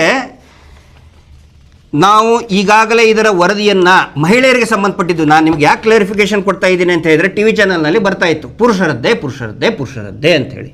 ಬಟ್ SIT ಅವರು ತನಿಖೆ ಮಾಡಿ ಮಹಿಳೆಯರು ನಾಪತ್ತೆ ಆದಂತಹ ಪ್ರಕರಣಗಳನ್ನು, ಸಂಶಯಾಸ್ಪದವಾಗಿ ಸತ್ತಂತಹ ಪ್ರಕರಣಗಳನ್ನು ಪ್ರತ್ಯೇಕವಾಗಿ ಅವ್ರು ಏನು ಮಾಡಿದ್ದಾರೆ, DG and IGP Karnataka police ಮಹಾನಿರ್ದೇಶಕರಿಗೆ ಅವರ ಮುಖಾಂತರ ಚೀಫ್ ಸೆಕ್ರೆಟರಿ ಆಫ್ ಕರ್ನಾಟಕ ಇಲ್ಲಿ RTNL ಕೊಟ್ಟಿದ್ದಾರೆ. ಅವರ ಮುಖಾಂತರ ನಾವು ಮಹಿಳಾ ಆಯೋಗಕ್ಕೆ ಕೊಟ್ಟಿದ್ದೀವಿ. ಮಹಿಳಾ ಆಯೋಗಕ್ಕೆ ಒಂದು ಅಂದರೆ it's a quasi judicial power ಇದೆ ಅದಕ್ಕೆ. ಅಲ್ಲಿಂದ ನೀವು ವರದಿ ತಗೊಳ್ಳಿ ಅಂತ ನಾನು ಕೇಳೋದು ಒಂದೇ. ನೀವು ಅದನ್ನು ಯಾಕೆ ಮುಚ್ಚಿಟ್ಕೊಂಡಿದ್ದೀರಿ ಸರ್ಕಾರ? 6 ತಿಂಗಳಾಯಿತು ಕೊಟ್ಟು. ಅವರು 6 ತಿಂಗಳಿಂದ ಎಷ್ಟು ಹೆಣ್ಮಕ್ಳು ಕಾಣೆ ಆದರು, ಯಾವ ರೀತಿ ಕೊಲೆ ಆದರು, ಯಾವ ರೀತಿ ಸತ್ತಿದ್ದಾರೆ, ಸಹಜನೋ ಅಸಹಜನೋ, ಕೊಲೆನೋ, ಮತ್ತು ಕೊಲೆ ಆಗಿದ್ದಕ್ಕೆ ಫರ್ದರ್ ಇನ್ವೆಸ್ಟಿಗೇಷನ್ ಮಾಡೋದಕ್ಕೆ ಅನುಮತಿ ಕೂಡ ಕೇಳಿದ್ದಾರೆ. ಯಾಕೆ ಮುಚ್ಚಿಡ್ತಾ ಇದ್ದೀರಿ ಸರ್ಕಾರದವರು? ಗೃಹ ಸಚಿವರು ಇದಕ್ಕೆ ಉತ್ತರ ಕೊಡಬೇಕು. ಇದಕ್ಕೆ ಸರ್ಕಾರ ಉತ್ತರ ಕೊಡಬೇಕು. ಇದಕ್ಕೆ ಅದಿಲ್ಲದೆ ಸುಮ್ಮನೆ ಇದೊಂದು ಬುರುಡೆ ಕೇಸು, ಬುರುಡೆ ಗ್ಯಾಂಗು ಅಂತ ಹೇಳಿ ಸುಮ್ಮನೆ ಮಾಡೋಕ್ಕೆ ನಾವು ಬಿಡೋದಿಲ್ಲ. ಯಾವ ಕಾರಣಕ್ಕಾಗೂ ನಾವು ಸುಮ್ಮನೆ ಕೂತ್ಕೊಳ್ಳಲ್ಲ. ಒಂದಲ್ಲ, 100 ಪ್ರಕರಣಗಳು ಆನ್ ರೆಕಾರ್ಡ್ ಇದೆ. ಇವರು ಹೇಳ್ತಾರಲ್ಲ ನೇತ್ರಾವತಿಯಲ್ಲಿ, ಎಲ್ಲವೂ ಕೂಡ ನೇತ್ರಾವತಿಯಲ್ಲಿ ಸಿಕ್ಕಿದ ಸ್ಪಾಟ್ ಒಂದೇ. ನೇತ್ರಾವತಿ ಅದು ನದಿ, ಅದು ಕೆರೆ ಅಲ್ಲ ಮೇಡಮ್. ಕೆರೆ ಆದರೆ ಒಂದು ಹಿಂದಲ್ಲಿ ಮುಳುಗಿದ್ರೆ ಆಯ್ತಪ್ಪ, ಈ ಕೆರೆಯಲ್ಲಿ ಸಿಕ್ಕರು. ಅದು ಹರ್ಕೊಂಡು ಹೋಗೋದು, ಒಂದು ಕಡೆ ಬಿದ್ದರೆ ಇನ್ನೊಂದು ಕಿಲೋಮೀಟರ್ ದೂರ ಹೋದ್ಮೇಲೆ ಸಿಗ್ತದೆ ಡೆಡ್ ಬಾಡಿ. ಇಲ್ಲಿ ಇವರು ಬರೀತಾರೆ ಎಲ್ಲವೂ ಕೂಡ ನೇತ್ರಾವತಿ ಸ್ನಾನಘಟ್ಟದಲ್ಲೇ ಸಿಗ್ತವೆ. ಎಲ್ಲವೂ ಕೂಡ ಅದೇ ಅಂದರೆ ಗೋಲ್ ಪೋಸ್ಟ್. ಅದು ಗೋಲ್ ಪೋಸ್ಟು. ಎಲ್ಲೇ ಕೊಲೆ ಆದರೂ ಸೀದಾ ಅಲ್ಲೇ ಬಂದು ಸಿಗ್ತದೆ. ಲಾಡ್ಜಿಂಗ್ನಲ್ಲಿ 4 ಡೆಡ್ ಬಾಡಿ ಲಾಡ್ಜಿಂಗ್ ಒಳಗಡೆ. ಅದರಲ್ಲಿ ಒಂದು ಹುಡುಗಿ, ಒಬ್ಬ ಹುಡುಗ ಅಂದರೆ ಪುರುಷ 35 ಇಯರ್ಸ್ ಅಂದರೆ ಅಪ್ಪ ಮಗಳು ಇಬ್ಬರು ಸತ್ತಿದ್ದಾರೆ. 302 ಕೇಸ್ ರಿಜಿಸ್ಟರ್ ಮಾಡಿದ್ದಾರೆ. Murder case 302 IPC. ಅನಾಥ ಶವ ಕೇಸ್ ಕ್ಲೋಸ್. ಇವುಗಳನ್ನು ನಾವು ಕೇಳ್ತಾ ಇದ್ದೀವಿ. ಇದನ್ನು ವರದಿ ಯಾಕೆ ಮುಚ್ಚಿಟ್ಟಿದೆ ಸರ್ಕಾರ? SIT ಅವರು ಸ್ವತಃ ಮಾನ್ಯ ಪ್ರಣಬ್ ಮೊಹಂತಿ ಅವರು ಸೈನ್ ಮಾಡಿದ್ದೆ ಲೆಟರ್ ಇದೆ. ಸೈನ್ ಮಾಡಿಕೊಟ್ಟಿದ್ದಾರೆ ಚೀಫ್ ಆಫ್ SIT, CID ಮುಖ್ಯಸ್ಥರು. CID ಮುಖ್ಯಸ್ಥರು ಹೇಳ್ತಾರೆ ಸರ್ಕಾರಕ್ಕೆ ಕೊಟ್ಟಿದ್ದೀವಿ, ಮಹಿಳಾ ಆಯೋಗಕ್ಕೆ ಕೊಟ್ಟಿದ್ದೀವಿ. SIT ಮಾಡಿಸಿದ್ದು ಯಾರು? ಮಹಿಳಾ ಆಯೋಗ ಅಲ್ವಾ? ಮಹಿಳಾ ಆಯೋಗದವ್ರು ಯಾಕೆ ಮಾತಾಡ್ತಾ ಇಲ್ಲ? ಅವ್ರ ಬಗ್ಗೆ ಬಹಳ ಗೌರವ ಇದೆ, ಒಳ್ಳೆ ಕೆಲಸ ಮಾಡಿದ್ದಾರೆ, ಒಳ್ಳೆ ತುಂಬ ಅಭಿಮಾನ, ಇಡೀ ದೇಶ ಅಭಿಮಾನ ಪಡುವಂಥ ಕೆಲಸ ಶ್ರೀಮತಿ ಚೌಧರಿ ನಾಗಲಕ್ಷ್ಮಿ ಚೌಧರಿ ಅವರು ಮಾಡಿದ್ದಾರೆ. ನಿಮ್ಗೆ ವರದಿ ಕೊಟ್ಟರೆ, ಬಟ್ ನಾವು ಏನು ಕೇಳ್ತಾ ಇದ್ದೀವಿ, ಯಾಕಂದ್ರೆ ರಿಲೀಸ್ ಮಾಡ್ತಾ ಇಲ್ಲ? It's a public document. ಅದಕ್ಕೆ ನಾನು ತಮ್ಮ ಮುಖಾಂತರ ವಿನಂತಿ ಮಾಡ್ಕೋತಾ ಇದ್ದೀನಿ, ದಯವಿಟ್ಟು ಈ ವರದಿಗಳನ್ನು, ಉಗ್ರಪ್ಪ ವರದಿ ಹೆಂಗೆ ಮುಚ್ಚಿಟ್ಕೊಂಡ್ರಲ್ಲ ಹಂಗೆ ಮುಚ್ಚಿಟ್ಕೊಳ್ಳೋಕೆ ಹೋಗಬೇಡಿ. ನಾವು ಕೂಡ ಬಿಡಲ್ಲ, ಕಾನೂನಿನ ಹೋರಾಟ ಮಾಡ್ತೇವೆ ಮತ್ತು ಇಡೀ ರಾಜ್ಯಾದ್ಯಂತ, ಮತ್ತು ನೆಕ್ಸ್ಟ್ ನಾವು ದೆಹಲಿಗೂ ಕೂಡ ಹೋಗೋರಿದ್ದೀವಿ. ಸೌಜನ್ಯ ಪ್ರಕರಣ, ಕುಸುಮಾವತಿ ಅವರಿಗೆ ಫೈನ್ ಹಾಕಿ ಅರ್ಜಿ ರಿಜೆಕ್ಟ್ ಮಾಡಿ ಅಂತ ಹೇಳಿದ್ದಾರೆ ರಾಜ್ಯ ಸರ್ಕಾರದ ಕೇಂದ್ರ ಸರ್ಕಾರದಿಂದ. ಏನಾಗಿದೆ ಅಂತದ್ದು? CBI ಅಧಿಕಾರಿ ಸ್ಪಾಟಿಗೆ ಹೋಗಿಲ್ಲ, ಕುಸುಮಾವತಿ ತಾಯಿದು ವಿಟ್ನೆಸ್ಸೇ ತಗೊಂಡಿಲ್ಲ, ಎಷ್ಟೋ ಸುಳ್ಳುಗಳನ್ನು ಬರೆದು ತನಿಖೆ ಮಾಡಿದೀವಿ ಅಂತ ಹೇಳಿದ್ದಾರೆ. ಅಂದರೆ ಏನು ನಡೀತಾ ಇದೆ ಇಲ್ಲಿ? ಸೊ ತಮ್ಮ ಮುಖಾಂತರ ನಾನು ರಿಕ್ವೆಸ್ಟ್ ಮಾಡ್ಕೊಳ್ಳೋದು, ಈ ವರದಿಗಳನ್ನು ದಯವಿಟ್ಟು ಮುಚ್ಚಿಡಬೇಡಿ. ಮಾಧ್ಯಮ ಮಿತ್ರರಿಗೂ ಕೂಡ ಅಷ್ಟೇ, ನಿಮ್ಮ ಬಗ್ಗೆ ನಮಗೆ ಅಭಿಮಾನ ಇದೆ. ಎಷ್ಟೋ ಸರಿ ನಾವು ಸಿಟ್ಟಂತ ನಾವು we are not against any TV channel, ಆದರೆ ಟ್ರಾನ್ಸ್ಪರೆಂಟಾಗಿ ಹೇಳಿ. ಕೊನೆಯದಾಗಿ ಇನ್ನೊಂದು ಪ್ರಮುಖ ಅಂಶ, ರಾಷ್ಟ್ರ ರಕ್ಷಣಾ ಪಡೆ. ಹಾಂ, ನಮ್ಮದು ವಿರೋಧ ಇದೆ. ಇಡೀ ರಾಜ್ಯಾದ್ಯಂತ ಎಷ್ಟು ಹಾವಳಿ ಮಾಡಿಬಿಟ್ಟಿದ್ದಾರೆ ಅಂತ ಹೇಳಿದರೆ, ಗುಲ್ಬರ್ಗಾ ಜಿಲ್ಲೆ ಬ್ರಹ್ಮಪುರ ಪೊಲೀಸ್ ಠಾಣೆಯಲ್ಲಿ ಒಬ್ಬರು ಮಹಿಳೆ ದೂರನ್ನು ದಾಖಲೆ ಮಾಡಿ, ಪಾಪ ಸ್ಟೇಷನ್ನಿಂದ ಹೊರಗಡೆ ಬಂದು ನನಗೆ ನ್ಯಾಯ ಸಿಗ್ತಿಲ್ಲ ಸರ್ ಅಂತ ಪಾಪ ಅವಲತ್ಕೊಳ್ತಾ ಇದ್ದಾರೆ. ಆ ರಾಷ್ಟ್ರ ರಕ್ಷಣಾ ಪಡೆ ಅಂದರೆ ಏನದು? ಪುನೀತ್ ಕೆರೆಹಳ್ಳಿ ಇದು ಆ ಮಹಿಳೆ ಹೇಳಿದ್ದು, ನಾನು ಹೇಳೋದಲ್ಲ. ಪುನೀತ್ ಕೆರೆಹಳ್ಳಿ ಅವ್ರದ್ದು ಸರ್, ಜಿಲ್ಲಾಧ್ಯಕ್ಷ ಅಮರಾವತಿ ಅಂತ ಸರ್, ಮಡಿವಾಳಪ್ಪ ಅಮರಾವತಿ ಅಂತ ಸರ್, ನನ್ನ ಕರೆದು ಲೈಂಗಿಕ ಕಿರುಕುಳ ಕೊಟ್ಟು ಫೋಟೋ ತೆಗೆಸ್ಕೊಂಡು ಬ್ಲ್ಯಾಕ್ ಮೇಲ್ ಮಾಡಿ ದುಡ್ಡು ವಸೂಲಿ ಮಾಡ್ತಾ ಇದ್ದಾರೆ ಸರ್. ಆ ಮಹಿಳೆ ಹೇಳಿದ್ದು. ಯಾವುದಿದು ರಾಷ್ಟ್ರ ರಕ್ಷಣಾ ಪಡೆ? ಅವರ ಜೊತೆಗೆ ಚಕ್ರವರ್ತಿ ಸೂಲಿಬೇಲೆ ಅವರು ಗುರು, ಅವರ ಇನ್ನೊಬ್ಬ ಶಿಷ್ಯ ಯಾರು, ಗಿಳಿಯಾರ್ ಅಂತ, ವಸಂತ ಗಿಳಿಯಾರ್. ಏನಿದು ರಾಷ್ಟ್ರ ರಕ್ಷಣಾ ಪಡೆ ಅಂದರೆ? ಲೈಸೆನ್ಸ್ ಇದೆಯಾ ಇಲ್ವಾ? ನಾನು ಗೃಹ ಸಚಿವರಿಗೆ ಕೇಳ್ತಾ ಇದ್ದೇನೆ. ಈ ಘಟನೆ ನಡೆದಿದ್ದು ಗೃಹ ಸಚಿವರ ಅವರ ತವರು ಜಿಲ್ಲೆಯಲ್ಲಿನೇ, home district of honourable home minister. ಆದರೂ ಕೂಡ ಅವನು ಅರೆಸ್ಟ್ ಮಾಡಿಲ್ಲ. ಬ್ರಹ್ಮಪುರ ಪೊಲೀಸ್ ಸ್ಟೇಷನ್ ಅವರು ಹೇಳ್ತಾರಂತೆ, ನೀವೇ ಮತ್ತೇನೋ ಮಾಡ್ಕೊಂಡಿದ್ದೀರಿ, ಮುಗಿಸ್ಕೊಂಡು ಹೋಗ್ರಿ ಅಂಥೇಳಿ. ಈ ಘಟನೆ ಏನಾದರೂ ತಮಿಳುನಾಡಿನಲ್ಲಿ ಆಗಿದ್ದರೆ, ಆಂಧ್ರದಲ್ಲಿ ಆಗಿದ್ದರೆ, ಉತ್ತರ ಪ್ರದೇಶದಲ್ಲಿ ಆಗಿದ್ದರೆ, ಇಡೀ ಸಂಘಟನೆ ಅವ್ರನ್ನೆಲ್ಲರನ್ನು ಕೂಡ ಒಳಗಡೆ ಹಾಕ್ತಿದ್ರು, ಇಲ್ಲ ಅಂತಂದ್ರೆ ಎನ್ಕೌಂಟರ್ ಮಾಡ್ತಾಯಿದ್ರು. ನಮ್ಮ ಸ್ಟೇಟಲ್ಲಿ ಏನಾಗಿದೆ, ಇಂಥ ಪುಡಾರಿಗಳ ಬಗ್ಗೆ ಮಾತಾಡೋಕ್ಕೂ ಎಲ್ಲರೂ ಹಿಂಜರಿತಾರೆ. ಯಾಕಂತ ಹೇಳಿದ್ರೆ ಟ್ರೋಲ್ ಮಾಡೋಕ್ಕೆ ಸ್ಟಾರ್ಟ್ ಮಾಡ್ತಾರೆ. ಈಗ ನೋಡಿ, ಈಗ ನೀವು ನಮ್ಮದು ಹಾಕ್ತಿರಲ್ಲ, ಬಂದ್ಕೊಳ್ಳೆ ಕೆಳಗಡೆ ಕೆಟ್ಟದಾಗ ಹಾಕ್ಬೇಕು. ಹಿಂಗಾಗಿ ಯಾರೂ ಅವ್ರ ವಿರುದ್ಧ ಮಾತಾಡಲ್ಲ, ಪ್ರಶ್ನೆ ಮಾಡಲ್ಲ. ಪ್ರಶ್ನೆ ಮಾಡಿದರೆ ಪಾಕಿಸ್ತಾನಿ, ಪ್ರಶ್ನೆ ಮಾಡಿದರೆ ಚೈನಾ ಫಂಡು, ಫಾರಿನ್ ಫಂಡು, ಅವರು ದೊಡ್ಡ ದೇಶಭಕ್ತರು. ಏನಾಗ್ಬಿಟ್ಟಿದೆ ಸರ್, ಇಲ್ಲಿ ಬೋರ್ಡ್ ಹಾಕ್ಕೊಂಡಾರೆ, ಇದು ಗ್ರಂಥಿಕೆಯ ಅಂಗಡಿ, ಪೂಜಾ ಸಾಮಗ್ರಿಗಳು ಮಾರುವ ಅಂಗಡಿ, ದೇವಸ್ಥಾನ ಎದುರುಗಡೆ ಹಾಕೊಂಡ್ಬಿಟ್ಟಾರೆ. ಒಳಗಡೆ ಮಾರೋದು ಮಾಂಸ ಮಾರ್ತಾ ಇದ್ದಾರೆ, ಮದ್ಯ ಮಾರ್ತಾ ಇದ್ದಾರೆ. ಕೇಳಿಬಿಟ್ರೆ ಬೈತಾರೆ, ಗ್ರಂಥಿಕೆ ಅಂಗಡಿ ನಮ್ಮದು, ರಾಷ್ಟ್ರ ರಕ್ಷಣಾ ಪಡೆ, ಧರ್ಮ ರಕ್ಷಣೆ. ಬೋರ್ಡ್ ಹಾಕಿದ್ದು ಧರ್ಮ ರಕ್ಷಣೆ, ರಾಷ್ಟ್ರ ರಕ್ಷಣಾ ಪಡೆ. ಒಳಗಡೆ ಮಾಡೋದು ಹುಡುಗಿಯರನ್ನ ಬ್ಲ್ಯಾಕ್ ಮೇಲ್ ಮಾಡೋದು. ಪಾಪ ಅವಳು ಹೇಳ್ತಾಳೆ, ಬಾತ್ರೂಮಲ್ಲಿ ಹೋಗಿರೋದು ವಿಡಿಯೋ ಎಲ್ಲ ಮಾಡಿಕೊಂಡು ಬ್ಲ್ಯಾಕ್ ಮೇಲ್ ಮಾಡ್ತಾ ಇದ್ದಾನೆ ಅವನು, ಪುನೀತ್ ಕೆರೆಹಳ್ಳಿ. ಮತ್ತು ಅವನು ಜಿಲ್ಲಾಧ್ಯಕ್ಷರು ನೌಕರಿ ಕೊಡಿಸ್ತೀನಿ ಅಂತ ಹೇಳಿ ದುಡ್ಡು ಇಸ್ಕೊಳ್ಳೋದು, ದುಡ್ಡು ನೌಕರಿನೇ ಕೊಡಿಸಲ್ಲ. ಇವ್ರು ಯಾರ್ರೀ? ರಿಜಿಸ್ಟರ್ ಆಗಿದೆಯಾ ಇಲ್ಲ, ಯಾರೂ ಕೇಳೋಕ್ಕೆ ತಯಾರಿಲ್ಲ. ಅದಕ್ಕೆ ನಾನು ಗೃಹ ಸಚಿವರಿಗೆ ಹೇಳ್ತಾ ಇದ್ದೀನಿ, ಇಲ್ಲಿವರೆಗೆ ಅವ್ರ ಮೇಲೆ ಯಾಕೆ ಕ್ರಮ ಕೈಗೊಂಡಿಲ್ಲ? ಈ ಚಕ್ರವರ್ತಿ ಸೂಲಿಬೇಲೆ, ಪುನೀತ್ ಕೆರೆಹಳ್ಳಿ, ರೈತರು ಮಾರ್ಕೆಟಿಗೆ ಸಂತೆಗೆ ತಗೊಂಡು ಹೋಗೋ ದನಗಳನ್ನೆಲ್ಲ ಹಿಡಿದು ಬಿಡೋದು, ನಾವು ಗೋರಕ್ಷಣೆ ಮಾಡ್ತೀವಿ ಅಂತ ಹೇಳೋದು, ವಸೂಲಿ ಮಾಡೋದು. ಹೆಸರು ರಾಷ್ಟ್ರ ರಕ್ಷಣಾ ಪಡೆ, ಧರ್ಮ ರಕ್ಷಣೆ. ಗ್ರಂಥಿಗೆ ಅಂಗಡಿ ಇಟ್ಕೊಂಡು ಒಳಗಡೆ ಮಟನ್ನು ಚಿಕನ್ನು, ಆಯ್ತಪ್ಪ, ಮಾಂಸ ಮಾಡಿದ್ರೆ ಮಾಂಸದ ಅಂಗಡಿ ಅಂತ ಹಾಕೊಳ್ಳಿ, ಮಾಂಸದ ಅಂಗಡಿ ಅಂತ ಹಾಕೊಳ್ಳಿ, ಮದ್ಯದ ಅಂಗಡಿ ಅಂತ ಹಾಕೊಳ್ಳಿ. ಅದು ಬಿಟ್ಟು ಗ್ರಂಥಿಗೆ ಅಂಗಡಿ ಅಂತ ಹಾಕ್ಕೊಂಡು ಒಳಗಡೆ ಇದನ್ನೆಲ್ಲ ಮಾಡ್ತಾ ಇದ್ದಾರೆ. ದಯವಿಟ್ಟು ಗೃಹ ಸಚಿವರು ಇದರ ವಿರುದ್ಧ ಕ್ರಮವನ್ನು ತಗೊಳ್ಳೇಬೇಕು ಅಂತ ವಿನಂತಿಯನ್ನು ನಾನು ಮಾಡ್ಕೊಳ್ತಾ ಇದ್ದೀನಿ. ಇಷ್ಟು ಇವತ್ತಿನ ಪತ್ರಿಕಾಗೋಷ್ಠಿಯ ಸಾರಾಂಶ. ತಮಗೇನಾದರೂ ಪ್ರಶ್ನೆಗಳಿದ್ದರೆ ಅದಕ್ಕೆ ಸ್ವಾಗತ ಇದೆ.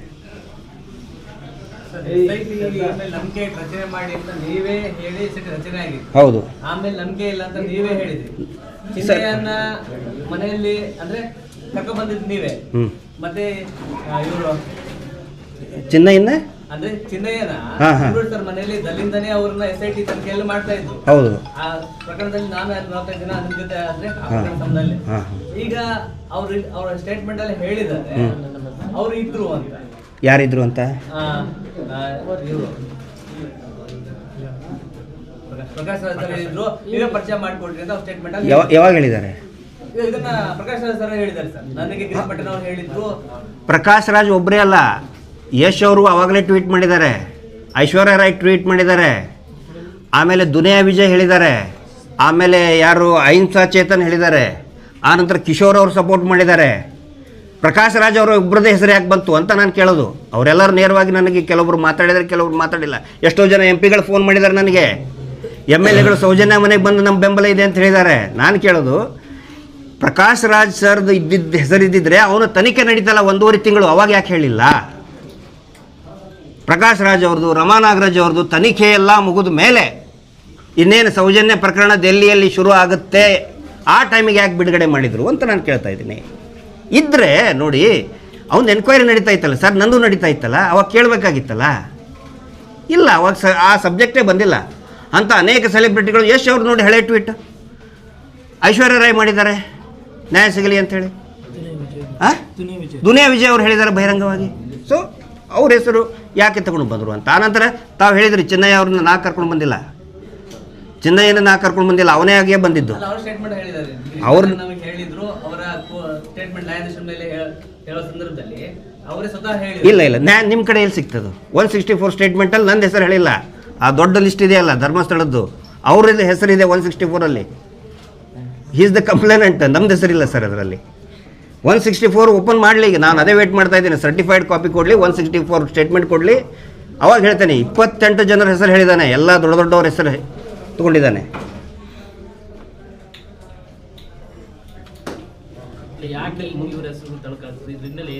ಹೇಳಿದ್ರಲ್ಲ, ಇಲ್ಲಿ ದಾವಣಗೆರೆಯಲ್ಲಿ SKDRDP ಆಗೇಸ್ ಕಂಪ್ಲೇಂಟ್ ಕೊಟ್ಟರು. ಇವತ್ತಿಗೂ ಕೂಡ ಅದು FIR ಜಾರಿಯಲ್ಲಿದೆ, ತನಿಖೆ ಇದೆ. ಏನಂದರೆ ಏನಾದರೂ ಮಾಡಿ ಹಿಂಗೆ ಹೇಳಿಬಿಟ್ರೆ ಏನಾಗುತ್ತೆ ಸರ್? ಮಿಡಲ್ ಕ್ಲಾಸು ಮತ್ತು ಗೌರವಸ್ಥರು, ಅಣ್ಣ ತಮ್ಮ, ಅವ್ರ ಬೀಗರು ನೆಂಟರು ಬಯಕ್ಕೆ ಸ್ಟಾರ್ಟ್ ಮಾಡ್ತಾರೆ. TV ಬರ್ತಾ ಇದೆ ನಿಂದು, ಯಾಕೆ ಬೇಕು ನಿನಗೆಲ್ಲ? ನನಗೂ ಹೇಳಿದ್ದಾರೆ, ನಮ್ಮ ರಿಲೇಟಿವ್ಸ್ ಹೇಳಿದ್ದಾರೆ, ಗಿರೀಶ್ ಅದಕ್ಕೆ ಬಗ್ಗೆ ನಿನಗೆ ಇಂಥವೆಲ್ಲ TVಯಲ್ಲಿ ಬರ್ತಾ ಇದ್ರು ನೋಡಿ, ನೀ ಬುರುಡೆ ಗ್ಯಾಂಗ್ ಅಂತ ಇದ್ದಾರೆ ನಿನಗಂತೇಳಿ. ಅಷ್ಟು ಬುರುಡೆ ಸಿಕ್ಕವಲ್ಲ ಸರ್ ಈಗ. ಮತ್ತು ನಮ್ಮಿಂತ್ರ ಅದು ಅಷ್ಟು ಬುರುಡೆ ಪಾಪ ಅವ್ರಿಗೆ ಅವ್ರ ರಿಲೇಟಿವ್ ಸಿಕ್ತಲ್ಲ, ನಮ್ಗೆ ಬಹುಮಾನ ಕೊಡ್ಬೇಕು ಈಗ. ಆ್ಯಕ್ಚುಲಿ ಅಷ್ಟು ಇದನ್ನು ಸಿಕ್ಕುವ ಅವರಿಗೆ, ಈಗ ಅವ್ರಿಗೆ ಅಂತ್ಯ ಸಂಸ್ಕಾರ ಮಾಡೋಕ್ಕೆ ಅನುಕೂಲ ಆಯ್ತು ಈಗ. ಸೊ ಆ ಒಂದು ಸ್ಟ್ರಾಟಜಿ ರಾಷ್ಟ್ರಕವಿ ಕುವೆಂಪು ಅವರಿಗೆ ಬಿಟ್ಟಿಲ್ಲ. 1936ರಲ್ಲಿ ರಾಷ್ಟ್ರಕವಿ ಕುವೆಂಪು ಅವ್ರ ಮೇಲೇ ಕೇಸ್ ಹಾಕಿದ್ದಾರೆ. ಆ ಕಾನೂರು ಸುಬ್ಬಮ್ಮ ಹೆಗ್ಗಡತಿಯಲ್ಲಿ ಧರ್ಮಸ್ಥಳ ಹಂತಲ್ಲಿ ದೌರ್ಜನ್ಯ ಆಗ್ತಾ ಇದೆ ಅಂದಿದ್ದಕ್ಕೆ ಕುವೆಂಪು ಅವ್ರ ಮೇಲೇ ಕೇಸ್ ಹಾಕಿದ್ದಾರೆ. ಇನ್ನು ನಾವು ಯಾವ ಲೆಕ್ಕ ಸರ್? ಬಿಡಬೇಕು ಸರ್, ನಾನು ಅದನ್ನೇ ಕೇಳ್ತಾ ಇದ್ದೆ. ದಯವಿಟ್ಟು ತಾವು ಕೂಡ ಕೇಳಿ ಅವರಿಗೆ. ಖಂಡಿತ ಒತ್ತಡ ಇದೆ, ಯಾಕಂತ ಹೇಳಿದರೆ 22 ವರ್ಷದ ಹುಡುಗ ಸಾಯ್ತಾನೆ ಅಂತ ಹೇಳಿದ್ರೆ definitely it is a matter of related to organ trafficking. ಮಾಡಲಿ ತನಿಖೆ. ಯಾಕಂತ ಹೇಳಿದರೆ ಈ RTI ಕೊಟ್ಟಿದ್ದಾರೆ, ಸೆಕ್ಷನ್ 84ನಲ್ಲಿ ನಮ್ಗೆ ಕೊಡೋಕ್ಕಾಗೋದಿಲ್ಲ. ಸೆಕ್ಷನ್ 84ನಲ್ಲಿ ಅಂತ ಹೇಳಿದರೆ ತನಿಖೆ ನಡೆಯಬೇಕಾದ್ರೆ ಇನ್ನೂ ತನಿಖೆ ನಡೀತಾ ಇದೆ. ಆನಂತರ ಥರ್ಡ್ ಪಾರ್ಟಿ ಡಿಸ್ಕ್ಲೋಜರ್ ಮಾಡಬಾರ್ದು. ಥರ್ಡ್ ಪಾರ್ಟಿ ಅಂದರೆ ಯಾರು?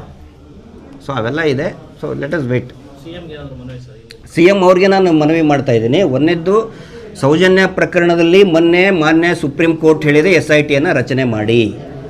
ಲಿಖಿತ ಆದೇಶ ಬರೋದಕ್ಕೆ ಮುಂದಿನ ವಾರ ಬರ್ತದೆ. ಹೋಮ್ ಮಿನಿಸ್ಟರ್ ಇರ್ಬೋದು, ಮಾನ್ಯ CM ಅವರು ಇರ್ಬೋದು, ದಯವಿಟ್ಟು ಒಂದು SITಯನ್ನು ರಚನೆ ಮಾಡಿ, ಸೌಜನ್ಯಳಿಗೆ ನ್ಯಾಯ ಸಿಗಬೇಕು. ಎರಡನೇದಾಗಿ ಈ ವರದಿಗಳ ಏನು ಕೊಟ್ಟಿದ್ದಾರಲ್ಲ ಅವುಗಳನ್ನು ಬಹಿರಂಗ ಮಾಡಿ. ನಮಗೆ ಗೊತ್ತಿರೋ ಮಾಹಿತಿ ಪ್ರಕಾರ SIT ಫರ್ದರ್ ಇನ್ವೆಸ್ಟಿಗೇಷನ್ ಕೇಳಿದೆ. It is not the end. Banglegudde it is a place of anti social activities. ದಯವಿಟ್ಟು ಇದನ್ನು ಬರೆದಿಟ್ಕೊಳ್ಳಿ, ನೋಟ್ ಮಾಡ್ಕೊಳ್ಳಿ. ಇದೇ ಶಬ್ದವನ್ನೇ ಬಳಸಿದ್ದಾರೆ. ಬಂಗ್ಲೆಗುಡ್ಡೆ, ಧರ್ಮಸ್ಥಳದಲ್ಲಿರ್ತಕ್ಕಂತಹ Banglegudde it is a place of anti social activities. SIT ಅವರು ಬರೆದಿದ್ದಾರೆ. ಇದನ್ನ ಬರೆದು ಈ ಏನು ಕೊಲೆಗಳಾಗಿದೆ ಫರ್ದರ್ ಇನ್ವೆಸ್ಟಿಗೇಷನ್ಗೆ ನಮಗೆ ಅನುಮತಿ ಕೊಡಿ ಅಂತ ಕೊಟ್ಟಿದ್ದಾರೆ. ದಯವಿಟ್ಟು ಮಾನ್ಯ ಗೃಹ ಸಚಿವರು ಇರ್ಬೋದು ಮತ್ತು ಮುಖ್ಯಮಂತ್ರಿಗಳು ಇರ್ಬೋದು, ಫರ್ದರ್ ಇನ್ವೆಸ್ಟಿಗೇಷನ್ಗೆ ಅನುಕೂಲ ಮಾಡಿಕೊಡಿ ಅವರಿಗೆ, SITಗೆ. ಸತ್ಯ ಏನಿದೆ ಬಹಿರಂಗ ಆಗಲಿ. ಈಗ ನಮ್ಮ ಬಗ್ಗೆ ಅಂತೂ ಕ್ಲಿಯರ್ ಆಯಿತು. ಯಾವುದೇ ಫಾರಿನ್ ಫಂಡ್ ಇಲ್ಲ, ಎಲ್ಲೆಂತನೋ ತಂದಿದ್ರು ಅಂತ ಹೇಳಿದ್ರು, ಅದು ಇಲ್ಲ, ಅದು ಬಂಗ್ಲೆಗುಡ್ಡೆ ಇದ್ದೆ ಅಂತ ಹೇಳಿ ನೋಡಿ SIT ರಿಪೋರ್ಟ್ನಲ್ಲಿನೇ ಇದೆ. SIT ವರದಿ ಅಲ್ಲ, ಒಂದು ನಿಮಿಷ SIT ವರದಲ್ಲಿ ಅಲ್ಲೇ ಇದೆ, ಬಂಗ್ಲೆಗುಡ್ಡೆ ಅಂತಲೇ ಆ ಬುರುಡೆ ಬಂದಿದ್ದು. ಎಲ್ಲೋ ಹೊರಗಡೆಯಿಂದ ಇವ್ರು ಹೇಳಿದಾರಲ್ಲ, ಸ್ಮಶಾನದಿಂದ ತಗೊಂಡು ಬಂದರು, ತಮಿಳ್ನಾಡಿಂದ ತಗೊಂಡು ಬಂದರು, ಡೆಲ್ಲಿಂದ ತಗೊಂಡು ಬಂದರು, ಲ್ಯಾಬಿಂದ ತಗೊಂಡು ಬಂದರು, ಯಾವುದು ಕೂಡ ಇಲ್ಲ. ಅಲ್ಲ ಸರ್, DK ಶಿವಕುಮಾರ್ ಅವರು ಅದಕ್ಕೆ ಮುಖ್ಯಮಂತ್ರಿ ಆಗಿಂತ ಮುಂಚಿತವಾಗಿ ಇಲ್ಲ ಇಲ್ಲಿ ಬಿಡಿ, ಅದ್ರ ಬಗ್ಗೆ ನೋಡಿ. ಅವರು ಮುಖ್ಯಮಂತ್ರಿ ಆಗಿದ್ದಾರೆ, ಅವರು ಅಲ್ಲ ಒಂದು ನಿಮಿಷ ನೋಡಿ, ಅವರು ಯಾವುದೋ ಒಂದು ಇದರಲ್ಲಿ ಹೇಳಿರ್ತಾರೆ. ನಮಗೇನು ಇಲ್ಲಿ ಯಾರ ಬಗ್ಗೆನೂ ನಾವು ದ್ವೇಷ ಸಾಸಕ್ಕೆ ಬಂದಿಲ್ಲ. ಇಲ್ಲಿ ಅವ್ರು ಹಂಗಂದ್ರು, ಈಗೂ ಕೂಡ ಈಗ ಯಾಕೆ ಹಂಗಂದ್ರೆ ಕೇಳ್ತಾ ಇಲ್ಲ. ನಮಗೇನು ಇದಕ್ಕೊಂದು ಲಾಜಿಕ್ ಎಂಡ್ ಮುಟ್ಟಿಸ್ರಪ್ಪ, ನೀವು ಒಂದು ತಾರ್ಕಿಕ ಅಂತ್ಯ ಮುಟ್ಟಿಸ್ರಿ ಅಂತ ಇಷ್ಟೇ ಕೇಳ್ತಾ ಇದ್ದೀನಿ. ಮಂಡಲ ಪಂಚಾಯತಿ ಇರುವಂತ ದಾಖಲಾತಿ, ಗ್ರಾಮ ಪಂಚಾಯತಿ 1500 ಡೆಡ್ ಬಾಡಿದು, 1510 ಡೆಡ್ ಬಾಡಿಗಳು, ಡೆಡ್ ಬಾಡಿಯ ದಾಖಲೆಗಳನ್ನು ಪರಿಶೀಲನೆ ಮಾಡಿದ್ದು ಭಾಳ ಇದೆ. ಅದೆಲ್ಲ ಸರ್ಟಿಫೈಡ್ ಕಾಪಿ ಸಿಕ್ಕ ಮೇಲೆ ತಮ್ಮ ಗಮನಕ್ಕೆ ತೊಗೊಂಡು ಬರ್ತೀನಿ. ಭಾಳ ಪ್ರತಿ 2 ದಿನಕ್ಕೆ ಒಂದು ಹೆಣ ಬಿದ್ದಿದೆ ಸರ್. ಎವ್ರಿ 2 days ಒಂದು ಡೆಡ್ ಬಾಡಿ ಸಿಕ್ಕಿದೆ ಅಲ್ಲಿ. ಪ್ರತಿ 2 ದಿನಕ್ಕೆ ಒಂದು dead body from the last 12 years. ಏನು ಇಲ್ಲವೇ ಇಲ್ಲ. ತಮ್ಮೆಲ್ಲರ ಸಹಕಾರ ಇರಿ ಸರ್. ಅದಕ್ಕೆ ನಾನು ಹೇಳೋದು, ಒನ್ಸ್ ಅಗೇನ್ ಹೇಳ್ತೇನೆ, ದಯವಿಟ್ಟು ಯಾವುದೋ ಒಂದು ನ್ಯಾರೇಷನ್ಸ್ ಮೇಲೆ ಹೋಗಬೇಡಿ. ಬರೀ ಪುರುಷರದ್ದೇ ಅಂತೇಳಿ ಇದರಲ್ಲಿ ಇದೆ. ಮಹಿಳೆ ಇದ್ದಂತ ಇಲ್ಲೇ ತೋರಿಸ್ಬಿಡ್ಲಾ ನಿಮಗೆ? ಯಾಕೆ ಮುಚ್ಚುಮರೆ? ನೋಡಿ ಇಲ್ಲಿ item number 12, item number 12 female, sex 1 unknown female unidentified. FSL ಅವ್ರು ಕೊಟ್ಟಿದ್ದಿದ್ದನ್ನು. ಅದಕ್ಕೆ ದಯವಿಟ್ಟು ನ್ಯಾರೇಷನ್ಸ್ ಮೇಲೆ ಹೋಗಬೇಡಿ. ಯಾರೋ ಒಬ್ಬರು ಹೇಳ್ತಾರೆ ಹಂಗಂತೆ ಹಿಂಗಂತೆ, ಅಂತೆಕಂತೆ ಆಗಬಾರ್ದು. ಟ್ರಾನ್ಸ್ಪರೆಂಟಾಗಿ ಒಂದು ವರದಿ ಅಂತ ಇರಲಿ, ಜನರಿಗೆ ಒಂದು ಜಾಗೃತಿ ಅಂತ ಮೂಡಲಿ. ಸರ್, ಒಂದು ಸ್ಮಶಾನ ಇಲ್ಲದಿದ್ದರೆ ಊರಲ್ಲಿ ಇದು ದಫನ್ ಮಾಡ್ಬೋದಾ ಸರ್? ಮಾಡೋಕ್ಕೆ ಬರಲ್ಲ ರೀ. ಎಲ್ಲವೂ ಕೂಡ ಅವತ್ತಿಂದ ಅವತ್ತೇ ದಫನ್ ಮಾಡೋಕ್ಕೆ ಸಾಧ್ಯನೇ ಇಲ್ಲ. It is highly impossible. ಅಲ್ಲ ಸರ್, ಉಗ್ರಪ್ಪ ವರದಿಯನ್ನು ಮುಚ್ಚೋಯ್ತಲ್ಲ, ಅದೇ ಥರ ಮುಚ್ಚೋಗುತ್ತೆ ಸರ್? ಅಲ್ಲ, ಅದಕ್ಕೆ ನಾನು ಇಷ್ಟೆಲ್ಲ ನಾವು ಇದು ಮಾಡ್ತಾ ಇರೋದು. ಎಲ್ಲ ಕಡೆ ಪ್ರವಾಸ ಮಾಡಿ ಹೋರಾಟಗಳು. ನಮ್ಮನ್ನೇ ತುಳಿಲಿಕ್ಕೆ sir, Soujanya case dead case ಅಂತ ಹೇಳಿದ್ರಾ, ಮುಗಿದಾದ್ಯ ಅಂತ ಹೇಳಿದ್ರಾ, ಮತ್ತೀಗ ಚಾಲನೆ ಬಂತು. ಯಾಕೆ? ಯಾವಾಗ ಜನ ನಿಂತ್ಕೋತಾರೆ, ಜನರು ಗಟ್ಟಿಯಾಗಿ ನಿಂತ್ಕೊಳ್ತಾರೆ, ಅವಾಗ ಅದಕ್ಕೊಂದು ಶಕ್ತಿ ಅಂತ ಬರ್ತದೆ. ಮತ್ತು ವರದಿಗಾರರಿಗೆ ಸ್ವಾಗತ ಬಯಸ್ತೇನೆ. ಮತ್ತು ಎಲ್ಲಕ್ಕಿಂತ ಮುಂಚೆ ನನ್ನೊಂದು ಮನವಿ ತಮ್ಮೆಲ್ಲರಲ್ಲಿ, ನಮ್ಮ ಈ ಹೋರಾಟಕ್ಕೆ ಬೆಂಬಲ ಕೊಟ್ಟಂಥ GS ಉಜ್ಜಿನಪ್ಪ ಅವ್ರಿಗೆ ಮೊದಲು ನಾವು ಶ್ರದ್ಧಾಂಜಲಿ ಈ ಮೂಲಕ ಅರ್ಪಿಸ್ಬೇಕಂತ 1 ನಿಮಿಷ ಮೌನ ಮಾಡಿ ನಂತರದಲ್ಲಿ ಸಭೆ ಮುಂದುವರಿಸ್ತೇವೆ. ದಯವಿಟ್ಟು ಎಲ್ಲರೂ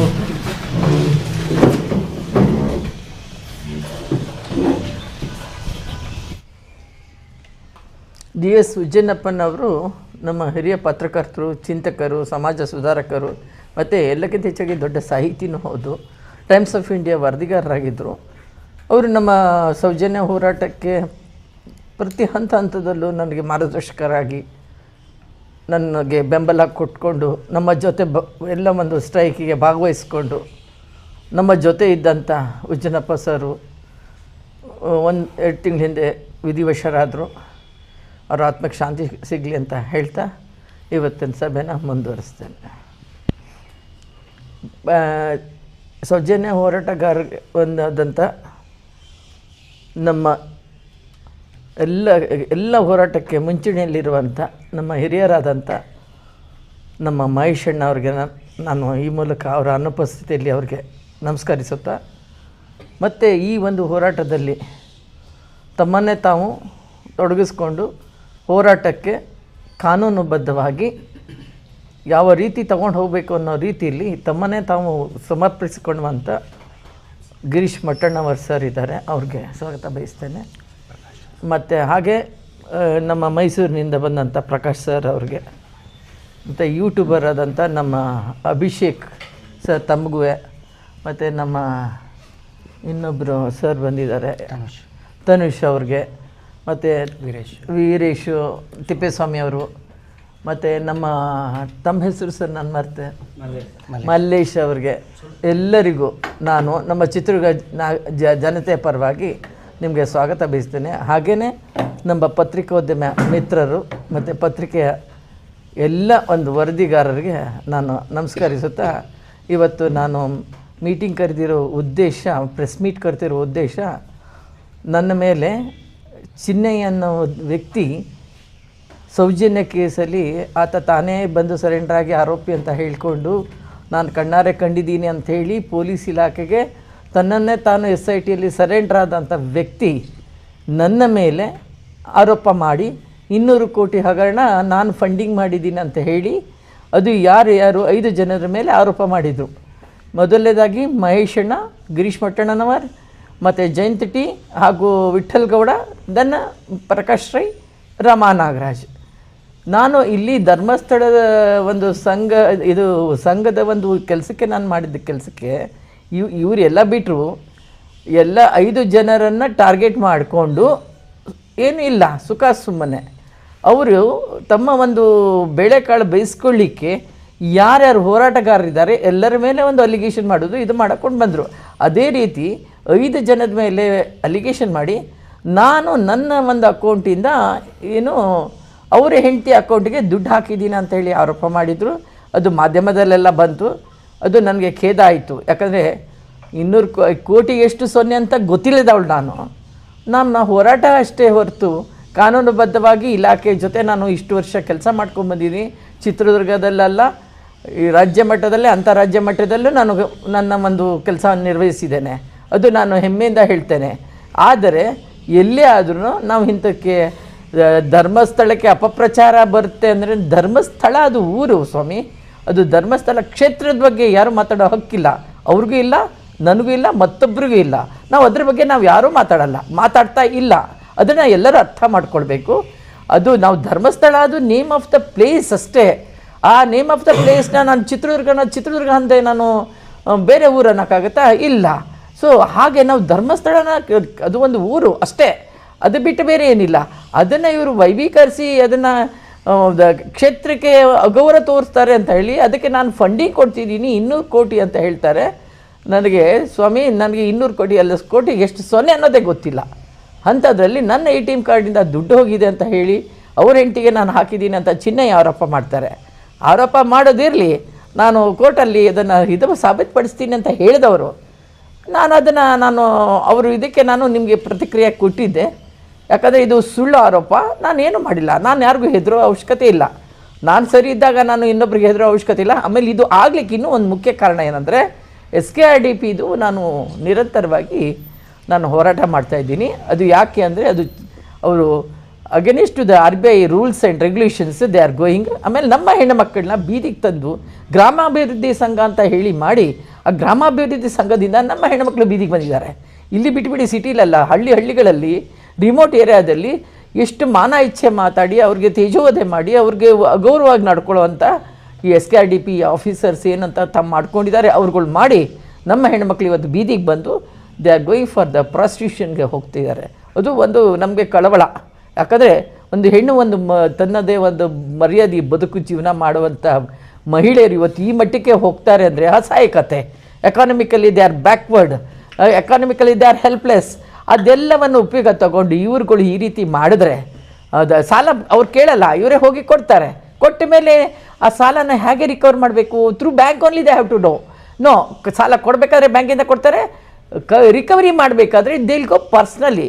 ನಾನು ಹೇಳೋದು, ನಾವು ಲೋನ್ ತೊಗೋತೀವಿ ಎಲ್ಲ ಬ್ಯಾಂಕಲ್ಲಿ, ಆದರೆ ನಾವೇ ಹೋಗಿ ಕಟ್ತೀವಿ, ಯಾರು ಬ್ಯಾಂಕ್ನವ್ರು ಬರಲ್ಲ. Why this SKRDP? ಯಾಕೆ ನಾವು ಕ್ವಶನ್ ಮಾಡಬಾರ್ದಾ? ನಾವು ಕ್ವಶನ್ ಮಾಡಿದ್ರೆ ಅವರು ನಮ್ಮ ಮೇಲೆ ಇಲ್ಲಿ ಹಿರಿಯೂರಿನಲ್ಲಿ ಒಂದು FIR ಮಾಡಿಸಿದ್ದೀನಿ. ಮತ್ತು ಅನ್ಯಾಯಕ್ಕೊಳಗಾದಂಥ ಒಬ್ಬ ಮಹಿಳೆಗೆ ನಾನು ನ್ಯಾಯ ಕೊಡಿಸ್ಲಿಕ್ಕೆ ಅಂತ ದಾವಣಗೆರೆ ಹೋದರೆ ನನ್ನ ಮೇಲೆ ಅಟ್ಯಾಕ್ ಮಾಡ್ತಾರೆ. ಎಷ್ಟು ಜನ ರೀ? 50 ಜನ ಅಟ್ಯಾಕ್ ಮಾಡ್ತಾರೆ. ಏನು ರೀ ಕಾನೂನಲ್ಲಿ ಇವ್ರಿಗಷ್ಟೇನ ರೈಟ್ಸು? ನಮಗೆ ಇಲ್ವಾ? ನಾವು ಒಬ್ಬ ಹೆಣ್ಮಗಳು, ಅದು ವಿಧವಾ ಹೆಣ್ಮಗಳು, ಅಸಹಾಯಕ ಮಹಿಳೆ, ಆಕೆ ತನ್ನ 20 ವರ್ಷದಿಂದ ಕಟ್ಟಿದ್ದ ಒಂದು ಉಳಿತಾಯದ ಹಣ ಎಷ್ಟು ಅಂತ ಕೇಳಿದ್ರೆ ತಪ್ಪ? ಅದನ್ನು ನಾವು ಕೇಳಿಕ್ಕೆ ಹೋದರೆ ನನ್ನ ಮೇಲೆ ಜೈಂಟಿ ಅವ್ರ ಮೇಲೆ ಅಟ್ಯಾಕ್ ಮಾಡಿಸಿದ್ರು. ನಾನು ಅಲ್ಲಿ ಒಂದು FIR ಮಾಡಿಸಿದ್ದೀನಿ. ಅದನ್ನು ಮೊನ್ನೆ ಏನು ಮಾಡ್ತಾರೆ, 1.5 ತಿಂಗಳ ಹಿಂದೆ ಅದನ್ನು B ರಿಪೋರ್ಟ್ ಹಾಕ್ತಾರೆ ಸರ್ಕಲ್ ಇನ್ಸ್ಪೆಕ್ಟ್ರು. ನಾನು ಕೇಳಿದೆ, ಐ ಆಮ್ ದ ವಿಟ್ನೆಸ್, ನಾನೇ ವಿಕ್ಟಿಮು, ನನ್ನ ಜೊತೆ ಈ 3 ಜನ ವಿಟ್ನೆಸ್ ಇದ್ದಾರೆ, ಯಾರ್ದು ಏನೂ ತೊಗೊಳ್ದೆ how come you will close that ಇದು ಚಾರ್ಜ್ ಶೀಟ್ ಮಾಡಿದೆ FIR ಇದನ್ನು ಕ್ಲೋಸ್ ಮಾಡ್ತಾರೆ, ಹೇಳ್ತಾರೆ ಕೋರ್ಟಲ್ಲಿ ಚಾಲೆಂಜ್ ಮಾಡಿ ಅಂತ. ಕೊನೆಗೆ I brought notice to the IG and SP ಅವ್ರಿಗೆ ತಂದು ಇದನ್ನು ಮತ್ತೆ ರೀಓಪನ್ ಮಾಡಿಸಿ ಚಾರ್ಜ್ ಶೀಟ್ಗೆ ರೆಡಿ ಮಾಡ್ತಾಯಿದ್ದೀನಿ. ಇದೆಲ್ಲ ಒಂದು ಏನಿದೆ ಕಾನೂನುಬದ್ಧವಾಗಿ ನಾವು ಹೋರಾಟ ಮಾಡ್ತಿದ್ದಾಗ ಇದನ್ನು ಅಸಹಿಸದ ಆ ಜನ ನನ್ನನ್ನು ಒಂದು ಇದರಿಂದ ಬಗ್ಗು ಬಡಿಬೇಕು ಅನ್ನೋ ದುರುದ್ದೇಶದಿಂದ ಈ ಚಿನ್ನ ಹಿಂಗೆ ಹೇಳಿ ಇವೆಲ್ಲ ಹುನ್ನಾರ ಮಾಡಿದ್ದಾರೆ. ನಾನು ಈಗೂ ಹೇಳ್ತೀನಿ, ಅದನ್ನು ನಾನು ಚಾಲೆಂಜ್ ಮಾಡ್ತೀನಿ ಅಂತ ತಮ್ಮ ಮುಂದೆ ಅವತ್ತೇ ಹೇಳಿದ್ದೆ. ಚಾಲೆಂಜ್ ಮಾಡಿದ್ವಿ. ಮಾನ್ಯ ಹೈಕೋರ್ಟು ನಮ್ಮ ಒಂದು ಅರ್ಜಿನ ಆಮೇಲೆ ಅಲ್ಲಿ ನೋಡಿ ಎಲ್ಲರದ್ದು ಹೆಸರು ತೊಗೊಳ್ತಾರೆ, ರಮಾ ನಾಗರಾಜ್ ಹೆಸರು ಬಿಡ್ತಾರೆ. ಯಾಕೆ ತೊಗೊಳ್ಳಿಲ್ಲ ರಮಾ ನಾಗರಾಜ್ ಹೆಸರು? ನಾನು ಅದಕ್ಕೆ ಹೈಕೋರ್ಟ್ಗೆ ನನ್ನ ಒಂದು ಪಾರ್ಟಿ ಮಾಡಿ all of sudden Rama Nagaraj ಬರ್ತೀನಿ. ಎಲ್ಲಿಂದ ಬರ್ತಾಳೆ? ಏನಕ್ಕೆ ಬರ್ತೀವಿ? ಏನಕ್ಕೆ? ಏನು ಲಿಂಕ್ ಇದೆ? ಏನೂ ಇಲ್ಲ. ಕೊನೆಗೆ ಅದನ್ನು ನನಗೆ ಉಚ್ಚ ನ್ಯಾಯಾಲಯ ಘನವತ್ತ ನ್ಯಾಯಾಧೀಶರು ನನಗೆ ನ್ಯಾಯ ಕೊಡಿಸಿದ್ರು. ನಮ್ಮ 5 ಜನಕ್ಕೆ ಆರೋಪ ಮುಕ್ತರಂತ ಹೇಳಿದ್ರು. ಏನು ಆರೋಪ ಮಾಡಿದ್ರು ಅದು ನಮಗೆ ಏನೂ ಆಗಲಿಲ್ಲ. ನಮಗೆ ಕಾನ್ಫಿಡೆನ್ಸ್ ಇತ್ತು, ಯಾಕಂದರೆ ನಾವು ಯಾರಿಗೂ ಹೆದರಬೇಕಾಗಿಲ್ಲ. ನಾವು ಕ್ಲೀನಾಗಿದ್ದಾಗ, ನಾವು within the frame of law ನಾವು ಕೆಲಸ ಮಾಡ್ತಿರ್ಬೇಕಾದ್ರೆ we never care anybody, we respect, we bow our head to law of our Indian constitution ಪ್ರಕಾರ. ಹಾಗಿರಬೇಕಾದ್ರೆ ಇವ್ರು ಏನು ಮಾಡ್ತಾರೆ, ಮತ್ತೆ ಏನು ಮಾಡ್ತಾರೆ, ಎಲ್ಲಿಯಾದರೂ ಡೈವರ್ಟ್ ಮಾಡಬೇಕು. ಅದು ಯಾವುದು ನಮ್ಮ ಸೌಜನ್ಯ ಕೇಸಲ್ಲಿ 74 ಜನ ಅಲ್ಲ ಸರ್, 74 ಜನ ಮತ್ತೆ ಕುಸುಮಾವತಿ ಅವರು PL ಹಾಕೊಂಡಿರ್ತಾರೆ, ಪಬ್ಲಿಕ್ ಲಿಟಿಗೇಷನ್ ಅಂತ. ಅದು ಕೇಸ್ನ ಜನಗಳ ಕಾನ್ಸಂಟ್ರೇಷನ್ ಡೈವರ್ಟ್ ಮಾಡಲಿಕ್ಕೆ they did all this game. ಆಮೇಲೆ ಜನತೆಗೆ, ರಾಜ್ಯದ ಜನತೆಗೆ ಅಲ್ಲ, ದೇಶದ ಜನತೆಗೆ ಇದನ್ನು ರಾಂಗ್ ಇನ್ಫಾರ್ಮೇಷನ್ ಕೊಡಲಿಕ್ಕೆ. ನಾನು ಹೇಳೋದು, ಸ್ವಾಮಿ ನೀವು ಬನ್ನಿ, ನಾನು ಅವತ್ತು ಹೇಳಿದ್ದೀನಿ ಧರ್ಮಸ್ಥಳಕ್ಕೆ ನಾನು ಬರ್ತೀನಿ, ಅವ್ರು ಬರಲಿ, ನಿಂತ್ಕೊಳ್ಳಿ, ನಾನು ಆಣೆ ಮಾಡ್ತೀನಿ, ನನ್ನಿಂದ ಏನೂ ತಪ್ಪಾಗಿಲ್ಲ ಅಂತ. ಅವರು ನಾವು ಏನೂ ತಪ್ಪಾಗಿಲ್ಲ ಅಂತ ಅವರು ಆಣೆ ಮಾಡಲಿ. I will challenge it. ನಾವು also I will challenge, in future also I will challenge. ನಾವೆಲ್ಲ ಟೀಮು ಸೌಜನ್ಯ ಹೋರಾಟಗಾರರು. ನಾವು ಯಾವತ್ತೂ ತಪ್ಪು ಮಾಡಿಲ್ಲ, ತಪ್ಪು ಮಾಡೋದಿಲ್ಲ, ತಪ್ಪು ಮಾಡೋರನ್ನ ಬಿಡೋದಿಲ್ಲ. Will fight against that. ಈಗ ಉಚ್ಚ ನ್ಯಾಯಾಲಯಕ್ಕೆ ನಾನು ಅಭಿನಂದನೆ ಸಲ್ಲಿಸ್ತೇನೆ. ಹಾಗೆಯೇ ಆ ಒಂದು ನನ್ನ ಕೇಸನ್ನು ಇಷ್ಟರ ಮಟ್ಟಿಗೆ, ನನ್ನ ಕೇಸ್ ಅನ್ನೋದಕ್ಕಿಂತ ನನಗೆ ಹರ್ಟ್ ಆಗಿದ್ದು, ನಾನು ಇಂಡಿವಿಜುವಲ್ ಆಗಿ ಹೇಳ್ತೀನಿ, ನನಗೆ ಮುಟ್ಕೊಂಡ್ರೆ ನಾನು ಮಾತ್ರ ಯಾರನ್ನೂ ಬಿಡಲ್ಲ. ಅಂದರೆ ನನ್ನ ವಿಷಯಕ್ಕೆ ಬಂದ್ರಲ್ಲ, ನಾನೊಬ್ಬ ನ್ಯಾಯಾಧೀಶರ ಮಗಳು, ನಮ್ಮ ಮೈಯಲ್ಲಿ ಎಲ್ಲರ ರಕ್ತ ಹರಿತಿದೆ ಅಂದರೆ ನಂದು ಜುಡಿಷಿಯಲ್ ಬ್ಲಡ್ ಹರಿತಿದೆ. I will say with proud. ಯಾಕಂದರೆ ನಮಗೆ ನ್ಯಾಯ ಬಿಟ್ಟರೆ ನಮಗೆ ಏನು ಕಲಿಸಿಲ್ಲ ನಮ್ಮ ತಂದೆಯವರು, ನಮಗೆ ಸಂಸ್ಕಾರ, ನನ್ನ ಗಂಡನ ಮನೆಯವರು ನಮಗೆ ಅದು ಕಲಿಸಿಲ್ಲ. ಅದು ಆಲ್ ಆಫ್ ಸಡನ್ ಹಿಂಗೆ ಹೇಳಿಬಿಟ್ರಲ್ಲ, ಎಷ್ಟು ಬೇಜಾರಾಗತ್ತೆ. ಒಂದು ಹೆಣ್ಣು, ಒಂದು ಹೋರಾಟ ಮಾಡುವಂಥ ಹೆಣ್ಣು ಹಿಂದಕ್ಕೆ ಸರಿಬೇಕು ಅಂತ. ಸ್ವಾಮಿ ನೀವು ಏನೇ ಮಾಡಿದ್ರು, ಹೆಣ್ಣು ಮಕ್ಕಳು ಹೋರಾಟಕ್ಕೆ ಇಳಿದ್ರು ಅಂದರೆ ಅವ್ರ ಮೈಂಡ್ ಸೆಟ್ ಇತ್ತು ಅಂದರೆ, ಹಾನೆಸ್ಟ್ ಆಗಿದೆ ಅಂದರೆ, ವಿಲ್ ಫೈಟ್ ಇಲ್ಲ ಒಂದು ಡೆತ್. ನಮ್ಮ ಡೆತ್ ಆದರೂ ಸರಿಯಾಗಿಲ್ಲ, will fight for the justice and especially for Soujanya ಜಸ್ಟಿಸ್ಗೆ ನಾವು ಹೋರಾಟ ಮಾಡ್ತೀವಿ. ಆಮೇಲೆ ಇದಕ್ಕೆ ಎಲ್ಲ ಸಹಕರಿಸಿದ ಮೊದಲು I should special thanks to our Brinda Grover who has, ಅವರು ನನಗೆ ಸುಪ್ರೀಂ ಕೋರ್ಟ್ ಅಡ್ವೊಕೇಟು ದೆಹಲಿಯಿಂದ ನನಗೆ ವಾದ ಮಂಡಿಸಿದರು ಉಚ್ಚ ನ್ಯಾಯಾಲಯದಲ್ಲಿ. First special thank to our madam. And ಎಲ್ಲಕ್ಕಿಂತ ಹೆಚ್ಚಾಗಿ ನಮ್ಮ Dhananjay sir is also supreme court advocate. And ಅವ್ರ ಟೀಮು, ನಮ್ಮ Ananya Gowda and all other advocates, ಆಮೇಲೆ ನಮ್ಮ Balan sir, everyone they stood with us. ಜಯ ಗಳಿಸ್ಲಿಕ್ಕೆ ಅವರೇ ಒಂದು ನಮಗೆ ಕಾರಣ. ಯಾಕಂದರೆ ನಾವು ನೀಟಾಗಿದ್ದೀವಿ ಅಂದರೆ ಎಲ್ಲರಿಗೂ ಹೆಮ್ಮೆ ಆಗುತ್ತೆ ಬೆಂಬಲ ಕೊಡಲಿಕ್ಕೆ. ನಾವು ತಪ್ಪು ಮಾಡಿದ್ರೆ ನಾವು ಸಹಿತ ಯಾರಿಗೂ ಬೆಂಬಲ ಕೊಡಲ್ಲ. ಇದು ಜನತೆಗೆ ಗೊತ್ತಾಗಲಿ ಅಂತ ಇವತ್ತು ನಾನು ಪ್ರೆಸ್ ಮೀಟ್ ಕರೆದಿದ್ದೀನಿ. ದಯವಿಟ್ಟು ಇದನ್ನು ಯಥಾವತ್ತಾಗಿ ನಾನು ಏನು ಹೇಳಿದ್ದೀನಿ ಅದನ್ನೇ ನೀವು ಟೆಲಿಕಾಸ್ಟ್ ಮಾಡ್ತೀರಂತ ನಾನು ಭಾವಿಸ್ತೀನಿ. ನಿಮ್ಮೆಲ್ಲರಿಗೂ ಒಳ್ಳೆಯದಾಗಲಿ. ಚಿತ್ರದುರ್ಗದ ನಮ್ಮ ಎಲ್ಲ ಮಾಧ್ಯಮ ಮಿತ್ರರಿಗೆ ಇಷ್ಟು ಸಂಖ್ಯೆಯಲ್ಲಿ ಬಂದಿದ್ದೀರಿ, ತಮ್ಮೆಲ್ಲರಿಗೂ ಕೂಡ ವಂದನೆ, ಧನ್ಯವಾದಗಳನ್ನು ಹೇಳ್ತಾ, ಶ್ರೀಯುತ GS ಉಜನಪ್ಪ ಸರ್ ಟೈಮ್ಸ್ ಆಫ್ ಇಂಡಿಯಾದ ಹಿರಿಯ ಪತ್ರಕರ್ತರಾಗಿದ್ದರು ಮತ್ತು ಅನೇಕ ಬಾರಿ ರಮಾ ನಾಗರಾಜ್ ಮೇಡಮ್ ಕೂಡ ಹಿರಿಯ ಹೋರಾಟಗಾರ್ತಿ.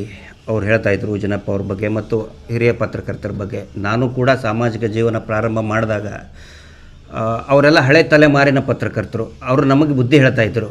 ನಾನು ಪೊಲೀಸ್ ಡಿಪಾರ್ಟ್ಮೆಂಟ್ ಜಾಯ್ನ್ ಆಗೋಕ್ಕಿಂತ ಮುಂಚೆನೇ ಇನ್ನೊಬ್ಬರು ಟೈಮ್ಸ್ ಆಫ್ ಇಂಡಿಯಾದ ಜಮಖಂಡಿ ಅಂತಿದ್ದಾರೆ ನಮ್ಮ ಧಾರವಾಡದಲ್ಲಿ, ಹಳೆ ತಲೆಮಾರಿನ ಪತ್ರಕರ್ತರು. ನಾವು ತಪ್ಪು ಮಾಡಿದರೆ ತಿದ್ದಿ ಹೇಳ್ತಾಯಿದ್ರು, ಆ ರೈಟ್ಸ್ ಅವ್ರಿಗಿತ್ತು. ಸೊ ಇವರು ಕೂಡ ಅದೇ ರೀತಿ ಒಂದು ಮಾರ್ಗದರ್ಶನ ಮಾಡ್ತಾಯಿದ್ರು. ಅವರಿಗಿಲ್ಲ, ಅವರಿಗೆ ಶ್ರದ್ಧಾಂಜಲಿಯನ್ನು ಅರ್ಪಿಸ್ತಾ,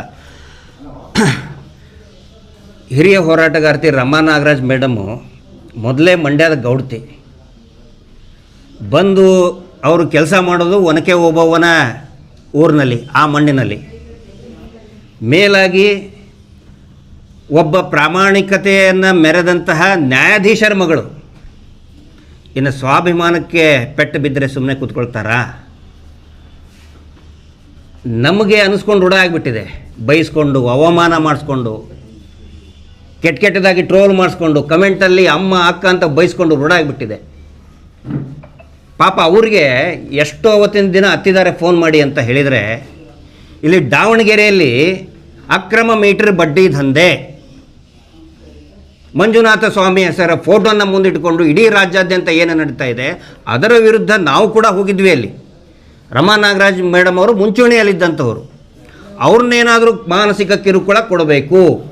ಇಲ್ಲಿ ಏನಾಗ್ತಾ ಇದೆ, ತಮ್ಮೆಲ್ಲರ ಗಮನಕ್ಕೆ, ತಮ್ಮ ಮೂಲಕ ರಾಜ್ಯದ ಜನರ ಗಮನಕ್ಕೆ ತರ್ತಾ ಇದ್ದೀನಿ. ಯಾರಾದರೂ ಪ್ರಶ್ನೆ ಮಾಡಿದರೆ ಅವ್ರು ಹೆಣ್ಮಕ್ಳನ್ನ ಟಾರ್ಗೆಟ್ ಮಾಡ್ತಾರೆ, ಹೆಂಡತಿನ ಟಾರ್ಗೆಟ್ ಮಾಡೋದು, ಮಗಳನ್ನ ಟಾರ್ಗೆಟ್ ಮಾಡೋದು, ಕೆಟ್ಟದಾಗಿ ಮೆಸೇಜ್ ಹಾಕೋದು. ಈಗ ಏನು ಮಾಡಿದರು, ರಮಾ ನಾಗರಾಜ್ ಮೇಡಮ್ ಅವರು ಇರ್ಬೋದು, ಪ್ರಕಾಶ್ ರಾಜ್ ಇರ್ಬೋದು, ಪಿಕ್ಚರಲ್ಲೇ ಇಲ್ಲ. ಯಾಕಂತ ಹೇಳಿದರೆ ಎನ್ಕ್ವೈರಿಯನ್ನು ಫೇಸ್ ಮಾಡಿದ SIT ಎನ್ಕ್ವೈರಿ ಫೇಸ್ ಮಾಡಿದ್ರಲ್ಲಿ ನಾನು ಕೂಡ ಒಬ್ಬನು. ನಂದು ಸ್ಟೇಟ್ಮೆಂಟ್ ಇದೆ, ತಮಗೆ ತೋರಿಸ್ತೀನಿ. ಅಕಸ್ಮಾತ್ ತಮಗೆ ಆಸಕ್ತಿ ಇದ್ದರೆ ರಿಟರ್ನ್ ನನ್ನ ಸರ್ಟಿಫೈಡ್ ಕಾಪಿ ಇದೆ ನನ್ನ ಹತ್ರ. ಎಲ್ಲಿಯೂ ಕೂಡ ರಮಾ ನಾಗರಾಜ್ ಮೇಡಮ್ ಹೆಸರಾಗಲಿ, ಪ್ರಕಾಶ್ ರಾಜ್ ಅವ್ರ ಹೆಸರಾಗಲಿ, ಹಿರಿಯ ನಟ ಅವರು, ಒಬ್ಬ ಹೋರಾಟಗಾರ, ಎಲ್ಲೂ ಕೂಡ ಅವ್ರ ಹೆಸರಿಲ್ಲ. ಯಾವಾಗ ಪ್ರಕಾಶ್ ರಾಜ್ ಅವರು ಕಾಕ್ರೋಚ್ ಜನತಾ ಪಾರ್ಟಿಗೆ ಬೆಂಬಲ ಕೊಟ್ಟು ಒಂದು ದೊಡ್ಡ ಮಟ್ಟದ ಆ ಹೋರಾಟದಲ್ಲಿ ಭಾಗಿಯಾದರು. ಸೊ ಒಂದು ಡಿವಿಷನ್ ಕ್ರಿಯೇಟ್ ಮಾಡಬೇಕಾಗಿತ್ತು ನಮಗೆ ಮತ್ತು ಕೇಂದ್ರ ಸರ್ಕಾರಕ್ಕೆ, CBIಗೆ. ಯಾಕೆ ಅನ್ನೋದನ್ನು ಕೂಡ ನಿಮ್ಗೆ ಹೇಳ್ತಾ ಇದ್ದೀನಿ. ಸೌಜನ್ಯ ಪ್ರಕರಣ ದೆಹಲಿಯಲ್ಲಿದೆ, ಅದಕ್ಕೆ ಅಬ್ಜೆಕ್ಷನ್ ಹಾಕಬೇಕಾಗಿದ್ದು CBI ಅವರು. ಸೊ CBI ಅವರಿಗೆ ಮತ್ತು ನಮಗೆ, ನೋಡಿ ಇವರು ಸೆಂಟ್ರಲ್ ಗೌರ್ಮೆಂಟ್ ವಿರುದ್ಧ ಇದ್ದಾರೆ, ಪ್ರಕಾಶ್ ರಾಜ್ ಇದ್ದಾರೆ, ಪ್ರಕಾಶ್ ರಾಜ್ ಕಾಕ್ರೋಚ್ ಜನತಾ ಪಾರ್ಟಿಗಿದ್ದಾರೆ. ಸೊ ಈ ಥರ ಒಂದು ನ್ಯಾರೇಷನ್ ಬಿಲ್ಡಪ್ ಮಾಡಿ ಸೌಜನ್ಯ ಕೇಸನ್ನು ಮರು ತನಿಖೆ ಆಗಲಾರ್ದಂಗೆ ನೋಡ್ಕೊಳ್ಳೋದು ಇವ್ರದ್ದೊಂದು ದೊಡ್ಡ ಷಡ್ಯಂತ್ರ ಇತ್ತು. ಹೀಗಾಗಿ ಇಲ್ಲೇನು ಮಾಡಿದರು, ಒಂದು ಡೈವರ್ಷನ್. ಮೇಡಮ್ ಹೇಳ್ದಂಗೆ 74 ಮೃತದೇಹಗಳನ್ನು ಅವತ್ತಿಂದ ಅವತ್ತೇ ಹೂತು ಹಾಕಿದಂಥ ಪ್ರಕರಣ ನನ್ನ ಹತ್ರ ಲಿಸ್ಟ್ ಇದೆ. ಒಂದೇ ದಿನ 6 ಹಾಕಿಬಿಟ್ಟಿದ್ದಾರೆ. ಒಂದೇ ದಿನ 6 ಜನ ಸತ್ತೋಗ್ಬಿಡ್ತಾರೆ, ಎಲ್ಲೂ ಸುದ್ದಿ ಆಗಲ್ಲ. ಒಂದೇ ದಿನ 4 ಜನ ಸತ್ತೋಗ್ಬಿಡ್ತಾರೆ, ಒಂದೇ ಜನ ಎಟ್ ದ ಸೇಮ್ ಟೈಮ್. ಎಲ್ಲವುಗಳನ್ನು ಅವತ್ತಿಂದ ಅವತ್ತೇ ಹೂತು ಹಾಕಿಬಿಡ್ತಾರೆ. ಸೊ ಆ ಪ್ರಕರಣನೂ ಕೂಡ ಕೋರ್ಟಲ್ಲಿದೆ. ಇವೆಲ್ಲದರ ವಿರುದ್ಧನೂ ಕೂಡ ಏನೋ ಒಂದು ಡೈವರ್ಷನ್. ಈಗ ಹೈವೇಗೆ ಬರಬೇಕಾದ್ರೆ, ಚಿತ್ರದುರ್ಗಕ್ಕೆ ಬರಬೇಕಾದ್ರೆ ಡೈವರ್ಷನ್ ಅಂತಿರ್ತದಲ್ಲ, ಇತ್ತ ಕಡೆ ತಿರುಗಿರಿ, ಹಾಗೆ ಆ ಡೈವರ್ಷನ್ ಮಾಡೋದಕ್ಕೆ ಈ ಒಂದು ಕುತಂತ್ರವನ್ನು ಮಾಡಿದರು. ಬಟ್ ನ್ಯಾಯ ಗೆದ್ದೇ ಗೆಲ್ಲುತ್ತೆ. ಎಷ್ಟೇ ಅಪಪ್ರಚಾರ ಮಾಡಿದರೂ ಕೂಡ ನ್ಯಾಯಕ್ಕೆ ಜಯ ಸಿಕ್ಕೇ ಸಿಗುತ್ತೆ. ನಮಗೆ ನಂಬಿಕೆ ಇದ್ದಿದ್ದು ನ್ಯಾಯಾಲಯದ ಮೇಲೆ. ರಮಾ ನಾಗರಾಜ್ ಮೇಡಮ್ ಅವರು ಇರ್ಬೋದು, ಜಯಂತ್ ಅವರು ಇರ್ಬೋದು, ಧನಂಜಯ್ ಸರು, ವೃಂದಾ ಗ್ರೋವರ್ ಮೇಡಮು ಡೆಲ್ಲಿಂದ ಬಂದರು, ಬಾಲನ್ ಸರು ಎಲ್ಲ ಫೈಟ್ ಮಾಡಿ ಕೋರ್ಟ್ನಲ್ಲಿ ಇದು ಒಂದು ಇನ್ಫ್ರಕ್ಚುಯಸ್, ಫಲ ನೀಡದೇ ಇರುವಂಥ, ಹುರುಳಿಲ್ಲದೆ ಇರುವಂಥ ಅರ್ಜಿ ಅಂತ ಹೇಳಿ ನ್ಯಾಯಾಲಯ ಚೆನ್ನೈ ಹಾಕಿದಂಥ ಏನೊಂದು ರಿಟ್ ಪಿಟಿಷನ್ ಇದೆ, ತಿರಸ್ಕಾರ ಮಾಡಿದೆ. ಕೆಲವೊಂದಿಷ್ಟು ಸ್ವಾರಸ್ಯಕರ ಮಾಹಿತಿಗಳು ನಮಗೇನು ಸಿಕ್ಕಿದೆ ತಮ್ಮ ಮುಂದೆ ಇದೇ ಪ್ರಕರಣಕ್ಕೆ ಸಂಬಂಧಪಟ್ಟಂತೆ. SIT ಅವ್ರಿಗೆ ಏನಂತ ಅಂದರೆ ಒಂದು 3-4 ದಿನದಿಂದ ಒಂದು ನ್ಯಾರೇಷನ್ ಬಿಲ್ಡಪ್ ಆಗ್ತಾ ಇದೆ. ನಾನು ಮಾಧ್ಯಮದವರಿಗೆ ವಿನಂತಿ ಮಾಡ್ಕೊತಾ ಇದ್ದೀನಿ. ಈ ವಿಷಯದ ಕುರಿತಂತೆ ನಿನ್ನೆ ನಮ್ಮ ಒಬ್ಬ ಹಿರಿಯ ಸ್ನೇಹಿತರು ಕೂಡ ಇದ್ದಾರೆ, TV ಚಾನಲ್ನಲ್ಲಿ ಸೀನಿಯರ್ ರಿಪೋರ್ಟ್ ಇದ್ದಾರೆ, ಅವ್ರಿಗೂ ಹೇಳಿದ್ದೇನೆ, ನೋಡಿ ಸರ್, ತಮಗೂ ನಾನು ವಿನಂತಿ ಮಾಡ್ಕೊತಾ ಇದ್ದೀನಿ. ಇಡೀ ಪ್ರಕರಣ ಏನಿದೆ, ಇನ್ಕ್ಲೂಡಿಂಗ್ ಸೌಜನ್ಯ ಪ್ರಕರಣ ಆಗಲಿ, ನಿಧಾನವಾಗಿ ಮಾತಾಡಿ, ಇದು ಏನು ಶವಹೂತ ಪ್ರಕರಣ ಇದೆ ಆಗಿದೆ ಅಂತ ಹೇಳಿದರೆ ಎಲ್ಲವೂ ಕೂಡ ನ್ಯಾರೇಷನ್ಸ್ ಮೇಲೆ ಹೋಗ್ತಾ ಇದೆ. TV ಚಾನಲ್ನಲ್ಲಿ, ಪತ್ರಿಕೆಯಲ್ಲಿ ಬೇರೆ ಬೇರೆ ದೊಡ್ಡ ದೊಡ್ಡ ಪ್ರಕರಣಗಳು. ಈಗ ನೋಡಿ, SIT ಅವರು ಆ್ಯಕ್ಚುಲಿ ಇದು ಸರ್ಕಾರದಿಂದ ಆದಂಥ ಪ್ರಮಾದ, ನೇರವಾಗಿ ನಾವು ಮಾಧ್ಯಮಕ್ಕೆ ಕನ್ನಕ್ಕೆ ಬರೋದಿಲ್ಲ. ಒಂದು ಬುಲೆಟಿನ್, ನ್ಯೂಸ್ ಬುಲೆಟಿನ್ ಕೊಡಬೇಕಾಗಿತ್ತು, ಏನೇನು ನಡೀತಾ ಇದೆ. ಈಗ ಅಯೋಧ್ಯ ಚಂದಾ ಚೌರಿ ಪ್ರಕರಣ ಎವ್ರಿ ಅವರ್ ನ್ಯೂಸ್ ಬುಲೆಟಿನ್ ಕೊಟ್ಟರು, ಅಲ್ಲಿ ಕೂಡ SIT ಆಗಿದೆ. ಮಾಧ್ಯಮದವರಿಗೆ ಕರೆದು ನ್ಯೂಸ್ ಬುಲೆಟಿನ್ನ ಕೊಡ್ತಾಯಿದ್ರು. ತಕ್ಷಣಕ್ಕೆ ಗೊತ್ತಾಯಿತು ಯಾರನ್ನ ಅರೆಸ್ಟ್ ಮಾಡಿದರು, ಎಲ್ಲಿ ಹೋದರು, ಏನು ಸಿಕ್ತು, ಏನು ರಿಕವರಿ ಮಾಡಿದರು. ಇಲ್ಲ, ಅದು ಏನೂ ಆಗಿಲ್ಲ, ಬರೀ ನ್ಯಾರೇಷನ್ಸ್. ಏನು ಸಿಕ್ಕಿಲ್ಲಂತೆ, ಏನು ಸಿಗಲೇ ಇಲ್ಲಂತೆ. ಅರೆ, ಈಗ 3 ದಿನದಿಂದ ಎಲ್ಲ TV ಚಾನಲ್ನಲ್ಲಿ ಬರ್ತಾ ಇದೆ, ಇಷ್ಟು ಮೂಳೆ ಸಿಕ್ಕು, ಬರೀ ಮತ್ತೆ ಒನ್ಸ್ ಅಗೇನ್ 3 ಜನರದು DNA ಮ್ಯಾಚ್ ಆಗಿದೆ. ಓಹ್ ಹಾಗಿದ್ರೆ ಬರೀ 3 ಜನರದಂತೆ. ನಾನು ನಿಮ್ಗೆ ವಿನಂತಿ ಮಾಡ್ಕೊತಾ ಇದ್ದೀನಿ, ದಯವಿಟ್ಟು ನ್ಯಾರೇಷನ್ಸ್ ಮೇಲೆ ಹೋಗಬೇಡಿ. ಸರ್ಟಿಫೈಡ್ ಕಾಪಿ ಸಿಕ್ಕ ಮೇಲೆ ಹಳೆ ಮುಂಚೆ ಕೊಟ್ಟಂಥ ಸರ್ಟಿಫೈಡ್ ಕಾಪಿ ನಮ್ಮ ಕಡೆ ಇದೆ. ಬರೀ ಪುರುಷರದ್ದೇ ಅಂತೆ. ಹಾಗಿದ್ರೆ ಪುರುಷರ ಗಂಡು ಮಕ್ಕಳಿಗೆ ಜೀವಕ್ಕೇನು ಬೆಲೆ ಇಲ್ಲನು? ಹೇಳ್ತಾ ಇದ್ರು ನೇತ್ರಾವತಿ ನದಿಯಲ್ಲಿ ಹರ್ಕೊಂಡು ಹೋಗಿದ್ದು, ನದಿಯಲ್ಲಿ ಹರ್ಕೊಂಡು ಹೋಗೋಕ್ಕೇನು ಅದೇನು ಮರದ ದಿಮ್ಮಿನ? ಆ ಶವ ಏನವು ನೇತ್ರಾವತಿ ನೀರೊಳಗೆ ಹರ್ಕೊಂಡು ಹೋಗ್ತಿದ್ವು, ಹರ್ಕೊಂಡು ಹೋಗೋಕ್ಕೇನ ಅದೇನು ಕಟ್ಟಿಗೆ ದಿಮ್ಮಿನ? ಅದೇನಂತಾರೆ ನಾಟನ ಅದು. 100ರಿಂದ 150 ಅಡಿ ತುತ್ತ ತುದಿಯಲ್ಲಿರುವಂಥ ಬಂಗ್ಲೆ ಗುಡ್ಡದಲ್ಲಿ ಮೂಳೆಗಳು ಸಿಗ್ತದೆ. ಬರೀ ಪುರುಷರದ್ದೇ ಅಂತ ಪ್ರಸಾರ ಮಾಡ್ತಾ ಇದ್ದಾರೆ. ಅವ್ರಿಗೆ ನಾನು ಹೇಳ್ತಾ ಇದ್ದೀನಿ, ಪುರುಷರದ್ದು ಮಾತ್ರ ಅಲ್ಲ, ಮಹಿಳೆಯದ್ದು ಕೂಡ ಇದೆ. ಯಾರ್ದದು ಇದೆ ನಮ್ಮ ಹತ್ರ. I have every FSL report ಇದೆ. ಅದರಲ್ಲಿ ಆ ಸಿಕ್ಕಂಥ ಒಬ್ಬ ಆದಿಶೇಷ 22 ವಯಸ್ಸಿನ ಯುವಕ, 22 ವರ್ಷದ ಯುವಕ, ಗುಬ್ಬಿ ತಾಲೂಕಿನವನು. FSL ರಿಪೋರ್ಟಲ್ಲಿ ಏನು ಬಂದಿದೆ ಅಂತ ಹೇಳಿದರೆ, ಅವರ ಬುರುಡೆಯಲ್ಲಿ ಕೈ ಮೂಳೆ ಹೋಗಿದೆ ಅಂತ. ಇಮ್ಯಾಜಿನ್ ಏನು ನಡೆದಿರ್ಬೋದಲ್ಲಿ ಅಂತ ಮೇಡಮ್. ಅವನ ಬುರುಡೆಯಲ್ಲಿ ಸ್ಕಲ್ಲಲ್ಲಿ ಅಲ್ಲ ಬೋನ್ ಹೋಗಿದೆ. ನಾನು ಹೇಳೋದಲ್ಲ, FSL ವರದಿ, FSL ಕೊಟ್ಟಂತಹ ವರದಿ ಇದು. ಇದರಲ್ಲಿದೆ. SIT FSL ಕೊಟ್ಟು FSLನಲ್ಲಿ ಅವ್ರು ಹೇಳ್ತಾರೆ,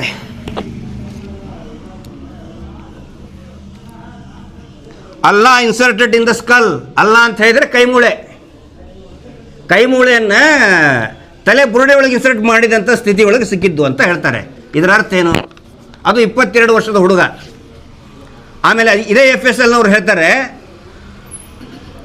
ಅವನಿಗೆ ಏನೋ ಹಿ ಡೈಡ್ ಬೈ ವೈಲೆನ್ಸ್ ಅಂತ. ಕೊಲೆ ಅಲ್ವಾ? ನಾನು ಹೇಳ್ತಾ ಇಲ್ಲ ಇದನ್ನು, ನಾನು ಹೇಳ್ತಾ ಇಲ್ಲ. ಅಂದರೆ ಮಾಧ್ಯಮದವರು ದಯವಿಟ್ಟು ಇದನ್ನು ಸಮಾಜದ ಗಮನಕ್ಕೆ ತಗೊಂಡು ಬನ್ನಿ. ಇನ್ನೂ ಸಾಕಷ್ಟು ಜನ ಮಿಸ್ಸಿಂಗ್ ಕಂಪ್ಲೇಂಟ್ ಕೊಡೋರು ಇದ್ದಾರೆ. ಈಗೇನು 3 ಬರ್ತಾ ಇದೆಯಲ್ಲ, 3 ಮ್ಯಾಚಿಂಗ್ ಆಗಿದೆ ಅಂಥೇಳಿ ಅವರು ಕಂಪ್ಲೇಂಟ್ ಕೊಟ್ಟಂಥವ್ರು. ಕಂಪ್ಲೇಂಟ್ ಕೊಡದೇ ಇರೋರು ತುಂಬ ಜನ ಇದ್ದಾರೆ ಹೆದರ್ಕೊಂಡು. ಯಾಕಂದರೆ ಹೆದರ್ಸ್ಬಿಟ್ರಲ್ಲ ಇವರು. ಇದು ಬುರುಡೆ ಗ್ಯಾಂಗು, ಇದು ಷಡ್ಯಂತ್ರ, ದೇವಸ್ಥಾನದ ವಿರುದ್ಧ ಷಡ್ಯಂತ್ರ. ನಮ್ಮ ಮೇಲೆ ಏನು ಪ್ರಪೋಸ್ಡ್ ಅಕ್ಯೂಸ್ಡ್ ಅಂತ ಮಾಡಿದ್ದಾರೆ. ಒಂದೇ ಒಂದು ಸೆಕ್ಷನ್ ದೇವಸ್ಥಾನದ ವಿರುದ್ಧದ ಷಡ್ಯಂತ್ರ, ಒಂದೇ ಒಂದು ಸೆಕ್ಷನ್ ಕೂಡ ನಮ್ಮ ಮೇಲೆ ಹಾಕಿಲ್ಲ. ಅದು ಗೊತ್ತಿರಲಿ. ದೇವಸ್ಥಾನ ಎನಿ ರಿಲಿಜಿಯಸ್ ಇನ್ಸ್ಟಿಟ್ಯೂಟ್ ಅಗೇನ್ಸ್ಟ್ ಏನಾದರೂ ಮಾತಾಡಿದರೆ ಅದಕ್ಕೆ ಸಪ್ರೇಟ್ ಸೆಕ್ಷನ್ಗಳಿದೆ. ಸೆಕ್ಷನ್ 298, 299, 300. ಯಾವುದಾದ್ರೂ ಒಂದು ದೇಗುಲದ ವಿರುದ್ಧ, ಪೂಜಾ ಸ್ಥಳದ ವಿರುದ್ಧ ಮಾಡಿದರೆ ಈ ಸೆಕ್ಷನ್ಗಳನ್ನು ಹಾಕ್ತಾರೆ. ನಮ್ಮ ಮೇಲೆ ಈ ಥರ ಯಾವ ಸೆಕ್ಷನ್ಗಳನ್ನು ಕೂಡ ಹಾಕಿಲ್ಲ. ದೇವಸ್ಥಾನದ ವಿರುದ್ಧ ಯಾವುದೇ ಷಡ್ಯಂತ್ರ ಆಗಿಲ್ಲ. ನಾವು ಕೇಳ್ತಾ ಇರೋದೇನು, ಅಲ್ಲಿ ಅಷ್ಟೊಂದು ಮಿಸ್ಸಿಂಗ್ ಆದ್ರಲ್ಲ, ಮಿಸ್ಸಿಂಗ್ ಆಗಿದ್ದು ಕೂಡ ನಾವು ನಮ್ಮ ಬಾಯಲ್ಲಿ ಹೇಳ್ತಾ ಇಲ್ಲ. ಸ್ವತಃ SP ಅವ್ರು ಕೊಡ್ತಾರೆ. ಅದು ಕಾಪಿ ಕೊಡಿ ಇಲ್ಲಿ. SP ದಕ್ಷಿಣ ಕನ್ನಡ ಜಿಲ್ಲೆಯವರು. ಅದು ನಾನು ಇನ್ಸ್ಟಾಗ್ರಾಮ್ನಲ್ಲಿ ಕೂಡ ಇದನ್ನು ಮಾಡಿದ್ದೀನಿ. ಯಾವ ರೀತಿ ಮಿಸ್ಸಿಂಗ್ ಆಗಿದ್ದಾರೆ, ಎಷ್ಟು ಜನ ಮಿಸ್ಸಿಂಗ್ ಆಗಿದ್ದಾರೆ ಎಲ್ಲವೂ ಕೂಡ ನನ್ನ ಸೋಷಿಯಲ್ ಮೀಡಿಯಾ ಪ್ಲ್ಯಾಟ್ಫಾರ್ಮಲ್ಲಿ ಹಾಕಿದ್ದೀನಿ. ಕೆಲವೊಂದಿಷ್ಟು ತಮ್ಮ ಗಮನಕ್ಕೆ ತರ್ತೇನೆ. 2 ವರ್ಷದ ಮಗು, ಹೆಣ್ಣು ಮಗು, ಕಾಲು ಜಾರಿ ಬಿದ್ದು ಅನಾಥ ಶವ ಅಂತ ಹಾಕ್ತಾರೆ. 2 ವರ್ಷದ ಮಗು. ಇವ್ರು ಹೇಳ್ತಾರೆ ಅಲ್ಲಿ ಧರ್ಮಸ್ಥಳಕ್ಕೆ ಅಂತ ಹೇಳಿದರೆ ಏನೋ ಮೋಕ್ಷ ಸಿಗಕ್ಕೆ ಬರ್ತಾರೆ. 2 ವರ್ಷದ ಹೆಣ್ಣು ಮಗು ಮೋಕ್ಷ ಸಿಗಕ್ಕೆ ಹೋಗಿ ಸಾಯ್ತದ? ಅನಾಥ ಶವ. 10 ವರ್ಷದ ಹೆಣ್ಣು ಮಗು, ಮುಡಿ ತೆಗೆಸದಂಥ ಗರ್ಲ್ ವಿದೌಟ್ ಹೇರ್ಸ್, ಮೋಕ್ಷ ಮುಡಿ ಕೊಟ್ಟಂಥ ಹುಡುಗಿ ಮೋಕ್ಷ ಸಿಗಬೇಕು ಅಂತೇಳಿ ಸಾಯ್ತದ. ವಿಷ ತಗೊಂಡು ಸಟ್ಲು ಅಂತ ಇನ್ನೊಂದು ಎಲ್ಲ ಇದೆ ವಿದಿನ್ ಡಾಕ್ಯುಮೆಂಟ್ಸ್. ಪ್ರತಿಯೊಂದು SP ಅವ್ರು ಕೊಟ್ಟಿದ್ದು, ಡಿಸ್ಟ್ರಿಕ್ಟ್ SP ಅವರು ಮಹಿಳಾ ಆಯೋಗಕ್ಕೆ ಕೊಟ್ಟಿದ್ದು. ಅದನ್ನು ನಾವು ಪ್ರಶ್ನೆ ಮಾಡ್ತಾ ಇದ್ದೀವಿ. ಯಾರಿಗೂ ಕೂಡ ನಾವು ಅಪಮಾನ ಮಾಡಬೇಕು ಅಂತೇನಿಲ್ಲ. ಖಂಡಿತ ಆ ಕೆಲಸ ಮಾಡಿಲ್ಲ. ನಾವು ಕೇಳೋದು SIT ನೀವು ತನಿಖೆ ಮಾಡಿದ್ರಲ್ಲ, ಅದರ ವರದಿ ಎಲ್ಲಿದೆ ಅಂಥೇಳಿ. ಒಬ್ಬ ಮಹಿಳಾ ಹೋರಾಟಗಾರ್ತಿ ಜ್ಯೋತಿ ಸುಬ್ಬರಾವ್, ಅನಂತ ಸುಬ್ಬರಾವ್ ಅಂಥೇಳಿ ಕೊಂದವರು ಯಾರು ಟೀಮ್ನಿಂದ ಕೇಳಿದರು. ಯಾವಾಗ 1 ತಿಂಗಳಿಂದ ಕೇಳಿದರು. ನಿನ್ನೆ ಉತ್ತರ ಕೊಟ್ಟಿದ್ದಾರೆ SIT ಅವರು. ಏನಂತ ಹೇಳಿದರೆ, ನಾವು ಈಗಾಗಲೇ ಇದರ ವರದಿಯನ್ನು ಮಹಿಳೆಯರಿಗೆ ಸಂಬಂಧಪಟ್ಟಿದ್ದು, ನಾನು ನಿಮ್ಗೆ ಯಾಕೆ ಕ್ಲಾರಿಫಿಕೇಷನ್ ಕೊಡ್ತಾ ಇದ್ದೀನಿ ಅಂತ ಹೇಳಿದರೆ, TV ಚಾನಲ್ನಲ್ಲಿ ಬರ್ತಾ ಇತ್ತು ಪುರುಷರದ್ದೇ ಅಂಥೇಳಿ. ಬಟ್ SIT ಅವರು ತನಿಖೆ ಮಾಡಿ ಮಹಿಳೆಯರು ನಾಪತ್ತೆ ಆದಂತಹ ಪ್ರಕರಣಗಳನ್ನು ಸಂಶಯಾಸ್ಪದವಾಗಿ ಸತ್ತಂತಹ ಪ್ರಕರಣಗಳನ್ನು ಪ್ರತ್ಯೇಕವಾಗಿ ಅವ್ರು ಏನು ಮಾಡಿದ್ದಾರೆ, DG and IGP Karnataka police ಮಹಾನಿರ್ದೇಶಕರಿಗೆ ಅವರ ಮುಖಾಂತರ ಚೀಫ್ ಸೆಕ್ರೆಟರಿ ಆಫ್ ಕರ್ನಾಟಕ ಇಲ್ಲಿ RTNL ಕೊಟ್ಟಿದ್ದಾರೆ. ಅವ್ರ ಮುಖಾಂತರ ನಾವು ಮಹಿಳಾ ಆಯೋಗಕ್ಕೆ ಕೊಟ್ಟಿದ್ದೀವಿ.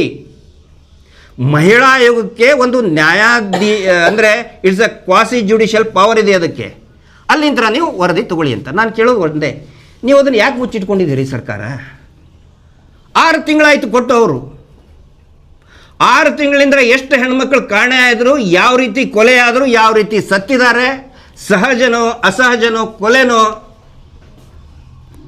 ಮತ್ತು ಕೊಲೆ ಆಗಿದ್ದಕ್ಕೆ ಫರ್ದರ್ ಇನ್ವೆಸ್ಟಿಗೇಷನ್ ಮಾಡೋದಕ್ಕೆ ಅನುಮತಿ ಕೂಡ ಕೇಳಿದ್ದಾರೆ. ಯಾಕೆ ಮುಚ್ಚಿಡ್ತಾ ಇದ್ದೀರಿ ಸರ್ಕಾರದವರು? ಗೃಹ ಸಚಿವರು ಇದಕ್ಕೆ ಉತ್ತರ ಕೊಡಬೇಕು, ಇದಕ್ಕೆ ಸರ್ಕಾರ ಉತ್ತರ ಕೊಡಬೇಕು ಇದಕ್ಕೆ. ಅದಿಲ್ಲದೆ ಸುಮ್ಮನೆ ಇದೊಂದು ಬುರುಡೆ ಕೇಸು, ಬುರುಡೆ ಗ್ಯಾಂಗು ಅಂತ ಹೇಳಿ ಸುಮ್ಮನೆ ಮಾಡೋಕ್ಕೆ ನಾವು ಬಿಡೋದಿಲ್ಲ. ಯಾವ ಕಾರಣಕ್ಕಾಗೂ ನಾವು ಸುಮ್ಮನೆ ಕೂತ್ಕೊಳ್ಳಲ್ಲ. ಒಂದಲ್ಲ 100 ಪ್ರಕರಣಗಳು ಆನ್ ರೆಕಾರ್ಡ್ ಇದೆ. ಇವರು ಹೇಳ್ತಾರಲ್ಲ ನೇತ್ರಾವತಿಯಲ್ಲಿ, ಎಲ್ಲವೂ ಕೂಡ ನೇತ್ರಾವತಿಯಲ್ಲಿ ಸಿಕ್ಕಿದ ಸ್ಪಾಟ್ ಒಂದೇ. ನೇತ್ರಾವತಿ ಅದು ನದಿ, ಅದು ಕೆರೆ ಅಲ್ಲ ಮೇಡಮ್. ಕೆರೆ ಆದರೆ ಒಂದು ಇಂತಲ್ಲಿ ಮುಳುಗಿದ್ರೆ ಆಯ್ತಪ್ಪ, ಈ ಕೆರೆಯಲ್ಲಿ ಸಿಕ್ಕರು. ಅದು ಹರ್ಕೊಂಡು ಹೋಗೋದು, ಒಂದು ಕಡೆ ಬಿದ್ದರೆ ಇನ್ನೊಂದು ಕಿಲೋಮೀಟರ್ ದೂರ ಹೋದ್ಮೇಲೆ ಸಿಗ್ತದೆ ಡೆಡ್ ಬಾಡಿ. ಇಲ್ಲಿ ಇವರು ಬರೀತಾರೆ ಎಲ್ಲವೂ ಕೂಡ ನೇತ್ರಾವತಿ ಸ್ನಾನಘಟ್ಟದಲ್ಲೇ ಸಿಗ್ತವೆ. ಎಲ್ಲವೂ ಕೂಡ ಅದೇ ಅಂದರೆ ಗೋಲ್ ಪೋಸ್ಟ್, ಅದು ಗೋಲ್ ಪೋಸ್ಟು. ಎಲ್ಲೇ ಕೊಲೆ ಆದರೂ ಸೀದಾ ಅಲ್ಲೇ ಬಂದು ಸಿಗ್ತದೆ. ಲಾಡ್ಜಿಂಗ್ನಲ್ಲಿ 4 ಡೆಡ್ ಬಾಡಿ ಲಾಡ್ಜಿಂಗ್ ಒಳಗಡೆ. ಅದರಲ್ಲಿ ಒಂದು ಹುಡುಗಿ, ಒಬ್ಬ ಹುಡುಗ ಅಂದರೆ ಪುರುಷ 35 ಇಯರ್ಸ್ ಅಂದರೆ ಅಪ್ಪ ಮಗಳು ಇಬ್ಬರು ಸತ್ತಿದ್ದಾರೆ. 302 ಕೇಸ್ ರಿಜಿಸ್ಟರ್ ಮಾಡಿದ್ದಾರೆ. Murder case 302 IPC. ಅನಾಥ ಶವ ಕೇಸ್ ಕ್ಲೋಸ್. ಇವುಗಳನ್ನು ನಾವು ಕೇಳ್ತಾ ಇದ್ದೀವಿ. ಇದನ್ನು ವರದಿ ಯಾಕೆ ಮುಚ್ಚಿಟ್ಟಿದೆ ಸರ್ಕಾರ? SIT ಅವರು ಸ್ವತಃ ಮಾನ್ಯ ಪ್ರಣಬ್ ಮೊಹಂತಿ ಅವರು ಸೈನ್ ಮಾಡಿದ್ದೆ ಲೆಟರ್ ಇದೆ, ಸೈನ್ ಮಾಡಿಕೊಟ್ಟಿದ್ದಾರೆ. ಚೀಫ್ ಆಫ್ SIT, CID ಮುಖ್ಯಸ್ಥರು. CID ಮುಖ್ಯಸ್ಥರು ಹೇಳ್ತಾರೆ ಸರ್ಕಾರಕ್ಕೆ ಕೊಟ್ಟಿದ್ದೀವಿ, ಮಹಿಳಾ ಆಯೋಗಕ್ಕೆ ಕೊಟ್ಟಿದ್ದೀವಿ. SIT ಮಾಡಿಸಿದ್ಯಾರು ಮಹಿಳಾ ಆಯೋಗ ಅಲ್ವಾ? ಮಹಿಳಾ ಆಯೋಗದವ್ರು ಯಾಕೆ ಮಾತಾಡ್ತಾ ಇಲ್ಲ? ಅವ್ರ ಬಗ್ಗೆ ಬಹಳ ಗೌರವ ಇದೆ, ಒಳ್ಳೆ ಕೆಲಸ ಮಾಡಿದ್ದಾರೆ, ಒಳ್ಳೆ ತುಂಬ ಅಭಿಮಾನ, ಇಡೀ ದೇಶ ಅಭಿಮಾನ ಪಡುವಂಥ ಕೆಲಸ ಶ್ರೀಮತಿ ಚೌಧರಿ ನಾಗಲಕ್ಷ್ಮಿ ಚೌಧರಿ ಅವರು ಮಾಡಿದ್ದಾರೆ. ನಿಮ್ಗೆ ವರದಿ ಕೊಟ್ಟರೆ, ಬಟ್ ನಾವು ಏನು ಕೇಳ್ತಾ ಇದ್ದೀವಿ, ಯಾಕಂದ್ರೆ ರಿಲೀಸ್ ಮಾಡ್ತಾ ಇಲ್ಲ. It's a public document. ಅದಕ್ಕೆ ನಾನು ತಮ್ಮ ಮುಖಾಂತರ ವಿನಂತಿ ಮಾಡ್ಕೋತಾ ಇದ್ದೀನಿ, ದಯವಿಟ್ಟು ಈ ವರದಿಗಳನ್ನು, ಉಗ್ರಪ್ಪ ವರದಿ ಹೆಂಗೆ ಮುಚ್ಚಿಟ್ಕೊಂಡ್ರಲ್ಲ ಹಂಗೆ ಮುಚ್ಚಿಟ್ಕೊಳ್ಳೋಕೆ ಹೋಗಬೇಡಿ. ನಾವು ಕೂಡ ಬಿಡಲ್ಲ, ಕಾನೂನಿನ ಹೋರಾಟ ಮಾಡ್ತೇವೆ ಮತ್ತು ಇಡೀ ರಾಜ್ಯಾದ್ಯಂತ, ಮತ್ತು ನೆಕ್ಸ್ಟ್ ನಾವು ದೆಹಲಿಗೂ ಕೂಡ ಹೋಗೋರಿದ್ದೀವಿ. ಸೌಜನ್ಯ ಪ್ರಕರಣ, ಕುಸುಮಾವತಿ ಅವರಿಗೆ ಫೈನ್ ಹಾಕಿ ಅರ್ಜಿ ರಿಜೆಕ್ಟ್ ಮಾಡಿ ಅಂತ ಹೇಳಿದ್ದಾರೆ ರಾಜ್ಯ ಸರ್ಕಾರದ ಕೇಂದ್ರ ಸರ್ಕಾರದಿಂದ. ಏನಾಗಿದೆ ಅಂತಂದು CBI ಅಧಿಕಾರಿ ಸ್ಪಾಟಿಗೆ ಹೋಗಿಲ್ಲ, ಕುಸುಮಾವತಿ ತಾಯಿದು ವಿಟ್ನೆಸ್ಸೇ ತಗೊಂಡಿಲ್ಲ, ಎಷ್ಟೋ ಸುಳ್ಳುಗಳನ್ನು ಬರೆದು ತನಿಖೆ ಮಾಡಿದೀವಿ ಅಂತ ಹೇಳಿದ್ದಾರೆ. ಅಂದರೆ ಏನು ನಡೀತಾ ಇದೆ ಇಲ್ಲಿ? ಸೊ ತಮ್ಮ ಮುಖಾಂತರ ನಾನು ರಿಕ್ವೆಸ್ಟ್ ಮಾಡ್ಕೊಳ್ಳೋದು, ಈ ವರದಿಗಳನ್ನು ದಯವಿಟ್ಟು ಮುಚ್ಚಿಡಬೇಡಿ. ಮಾಧ್ಯಮ ಮಿತ್ರರಿಗೂ ಕೂಡ ಅಷ್ಟೇ, ನಿಮ್ಮ ಬಗ್ಗೆ ನಮಗೆ ಅಭಿಮಾನ ಇದೆ. ಎಷ್ಟೋ ಸರಿ ನಾವು ಸಿಟ್ಟಂತ ನಾವು we are not against any TV channel, ಆದರೆ ಟ್ರಾನ್ಸ್ಪರೆಂಟಾಗಿ ಹೇಳಿ. ಕೊನೆಯದಾಗಿ ಇನ್ನೊಂದು ಪ್ರಮುಖ ಅಂಶ, ರಾಷ್ಟ್ರ ರಕ್ಷಣಾ ಪಡೆ. ಹಾಂ, ನಮ್ಮದು ವಿರೋಧ ಇದೆ. ಇಡೀ ರಾಜ್ಯಾದ್ಯಂತ ಎಷ್ಟು ಹಾವಳಿ ಮಾಡಿಬಿಟ್ಟಿದ್ದಾರೆ ಅಂತ ಹೇಳಿದರೆ, ಗುಲ್ಬರ್ಗಾ ಜಿಲ್ಲೆ ಬ್ರಹ್ಮಪುರ ಪೊಲೀಸ್ ಠಾಣೆಯಲ್ಲಿ ಒಬ್ಬರು ಮಹಿಳೆ ದೂರನ್ನು ದಾಖಲೆ ಮಾಡಿ ಪಾಪ ಸ್ಟೇಷನ್ನಿಂದ ಹೊರಗಡೆ ಬಂದು ನನಗೆ ನ್ಯಾಯ ಸಿಗ್ತಿಲ್ಲ ಸರ್ ಅಂತ ಪಾಪ ಅವಲತ್ಕೊಳ್ತಾ ಇದ್ದಾರೆ. ಆ ರಾಷ್ಟ್ರ ರಕ್ಷಣಾ ಪಡೆ ಅಂದರೆ ಏನದು? ಪುನೀತ್ ಕೆರೆಹಳ್ಳಿ ಇದು ಆ ಮಹಿಳೆ ಹೇಳಿದ್ದು, ನಾನು ಹೇಳೋದಲ್ಲ. ಪುನೀತ್ ಕೆರೆಹಳ್ಳಿ ಅವ್ರದ್ದು ಸರ್, ಜಿಲ್ಲಾಧ್ಯಕ್ಷ ಅಮರಾವತಿ ಅಂತ ಸರ್, ಮಡಿವಾಳಪ್ಪ ಅಮರಾವತಿ ಅಂತ ಸರ್, ನಾನು ಕರೆದು ಲೈಂಗಿಕ ಕಿರುಕುಳ ಕೊಟ್ಟು ಫೋಟೋ ತೆಗೆಸ್ಕೊಂಡು ಬ್ಲ್ಯಾಕ್ ಮೇಲ್ ಮಾಡಿ ದುಡ್ಡು ವಸೂಲಿ ಮಾಡ್ತಾ ಇದ್ದಾರೆ ಸರ್. ಆ ಮಹಿಳೆ ಹೇಳಿದ್ದು. ಯಾವುದಿದು ರಾಷ್ಟ್ರ ರಕ್ಷಣಾ ಪಡೆ? ಅವ್ರ ಜೊತೆಗೆ ಚಕ್ರವರ್ತಿ ಸೂಲಿಬೇಲೆ ಅವ್ರ ಗುರು, ಅವರ ಇನ್ನೊಬ್ಬ ಶಿಷ್ಯ ಯಾರು, ಗಿಳಿಯಾರ್ ಅಂತ, ವಸಂತ ಗಿಳಿಯಾರ್. ಏನಿದು ರಾಷ್ಟ್ರ ರಕ್ಷಣಾ ಪಡೆ ಅಂದರೆ? ಲೈಸೆನ್ಸ್ ಇದೆಯಾ ಇಲ್ವಾ? ನಾನು ಗೃಹ ಸಚಿವರಿಗೆ ಕೇಳ್ತಾ ಇದ್ದೇನೆ. ಈ ಘಟನೆ ನಡೆದಿದ್ದು ಗೃಹ ಸಚಿವರ ಅವರ ತವರು ಜಿಲ್ಲೆಯಲ್ಲಿನೇ, home district of honourable home minister. ಆದರೂ ಕೂಡ ಅವನು ಅರೆಸ್ಟ್ ಮಾಡಿಲ್ಲ. ಬ್ರಹ್ಮಪುರ ಪೊಲೀಸ್ ಸ್ಟೇಷನ್ ಅವರು ಹೇಳ್ತಾರಂತೆ, ನೀವೇ ಮತ್ತೇನೋ ಮಾಡ್ಕೊಂಡಿದ್ದೀರಿ, ಮುಗಿಸ್ಕೊಂಡು ಹೋಗ್ರಿ ಅಂಥೇಳಿ. ಈ ಘಟನೆ ಏನಾದರೂ ತಮಿಳುನಾಡಿನಲ್ಲಿ ಆಗಿದ್ದರೆ ಆಂಧ್ರದಲ್ಲಿ ಆಗಿದ್ದರೆ, ಉತ್ತರ ಪ್ರದೇಶದಲ್ಲಿ ಆಗಿದ್ದರೆ ಇಡೀ ಸಂಘಟನೆ ಅವ್ರನ್ನೆಲ್ಲರನ್ನು ಕೂಡ ಒಂದು ಒಳಗಡೆ ಹಾಕ್ತಿದ್ರು, ಇಲ್ಲ ಅಂತಂದರೆ ಎನ್ಕೌಂಟ್ರ್ ಮಾಡ್ತಾಯಿದ್ರು. ನಮ್ಮ ಸ್ಟೇಟಲ್ಲಿ ಏನಾಗಿದೆ, ಇಂಥ ಪುಡಾರಿಗಳ ಬಗ್ಗೆ ಮಾತಾಡೋಕ್ಕೂ ಎಲ್ಲರೂ ಹಿಂಜರಿತಾರೆ. ಯಾಕಂತ ಹೇಳಿದ್ರೆ ಟ್ರೋಲ್ ಮಾಡೋಕ್ಕೆ ಸ್ಟಾರ್ಟ್ ಮಾಡ್ತಾರೆ. ಈಗ ನೋಡಿ, ಈಗ ನೀವು ನಮ್ಮದು ಹಾಕ್ತಿರಲ್ಲ, ಬಂದ್ಕೊಳ್ಳೆ ಕೆಳಗಡೆ ಕೆಟ್ಟದಾಗ ಹಾಕಬೇಕು. ಹಿಂಗಾಗಿ ಯಾರೂ ಅವ್ರ ವಿರುದ್ಧ ಮಾತಾಡಲ್ಲ, ಪ್ರಶ್ನೆ ಮಾಡಲ್ಲ. ಪ್ರಶ್ನೆ ಮಾಡಿದರೆ ಪಾಕಿಸ್ತಾನಿ, ಪ್ರಶ್ನೆ ಮಾಡಿದರೆ ಚೈನಾ ಫಂಡು, ಫಾರಿನ್ ಫಂಡು, ಅವರು ದೊಡ್ಡ ದೇಶಭಕ್ತರು. ಏನಾಗ್ಬಿಟ್ಟಿದೆ ಸರ್, ಇಲ್ಲಿ ಬೋರ್ಡ್ ಹಾಕ್ಕೊಂಡಾರೆ, ಇದು ಗ್ರಂಥಿಕೆಯ ಅಂಗಡಿ, ಪೂಜಾ ಸಾಮಗ್ರಿಗಳು ಮಾರುವ ಅಂಗಡಿ, ದೇವಸ್ಥಾನ ಎದುರುಗಡೆ ಹಾಕೊಂಡ್ಬಿಟ್ಟಾರೆ. ಒಳಗಡೆ ಮಾರೋದು ಮಾಂಸ ಮಾರ್ತಾ ಇದ್ದಾರೆ, ಮದ್ಯ ಮಾರ್ತಾ ಇದ್ದಾರೆ.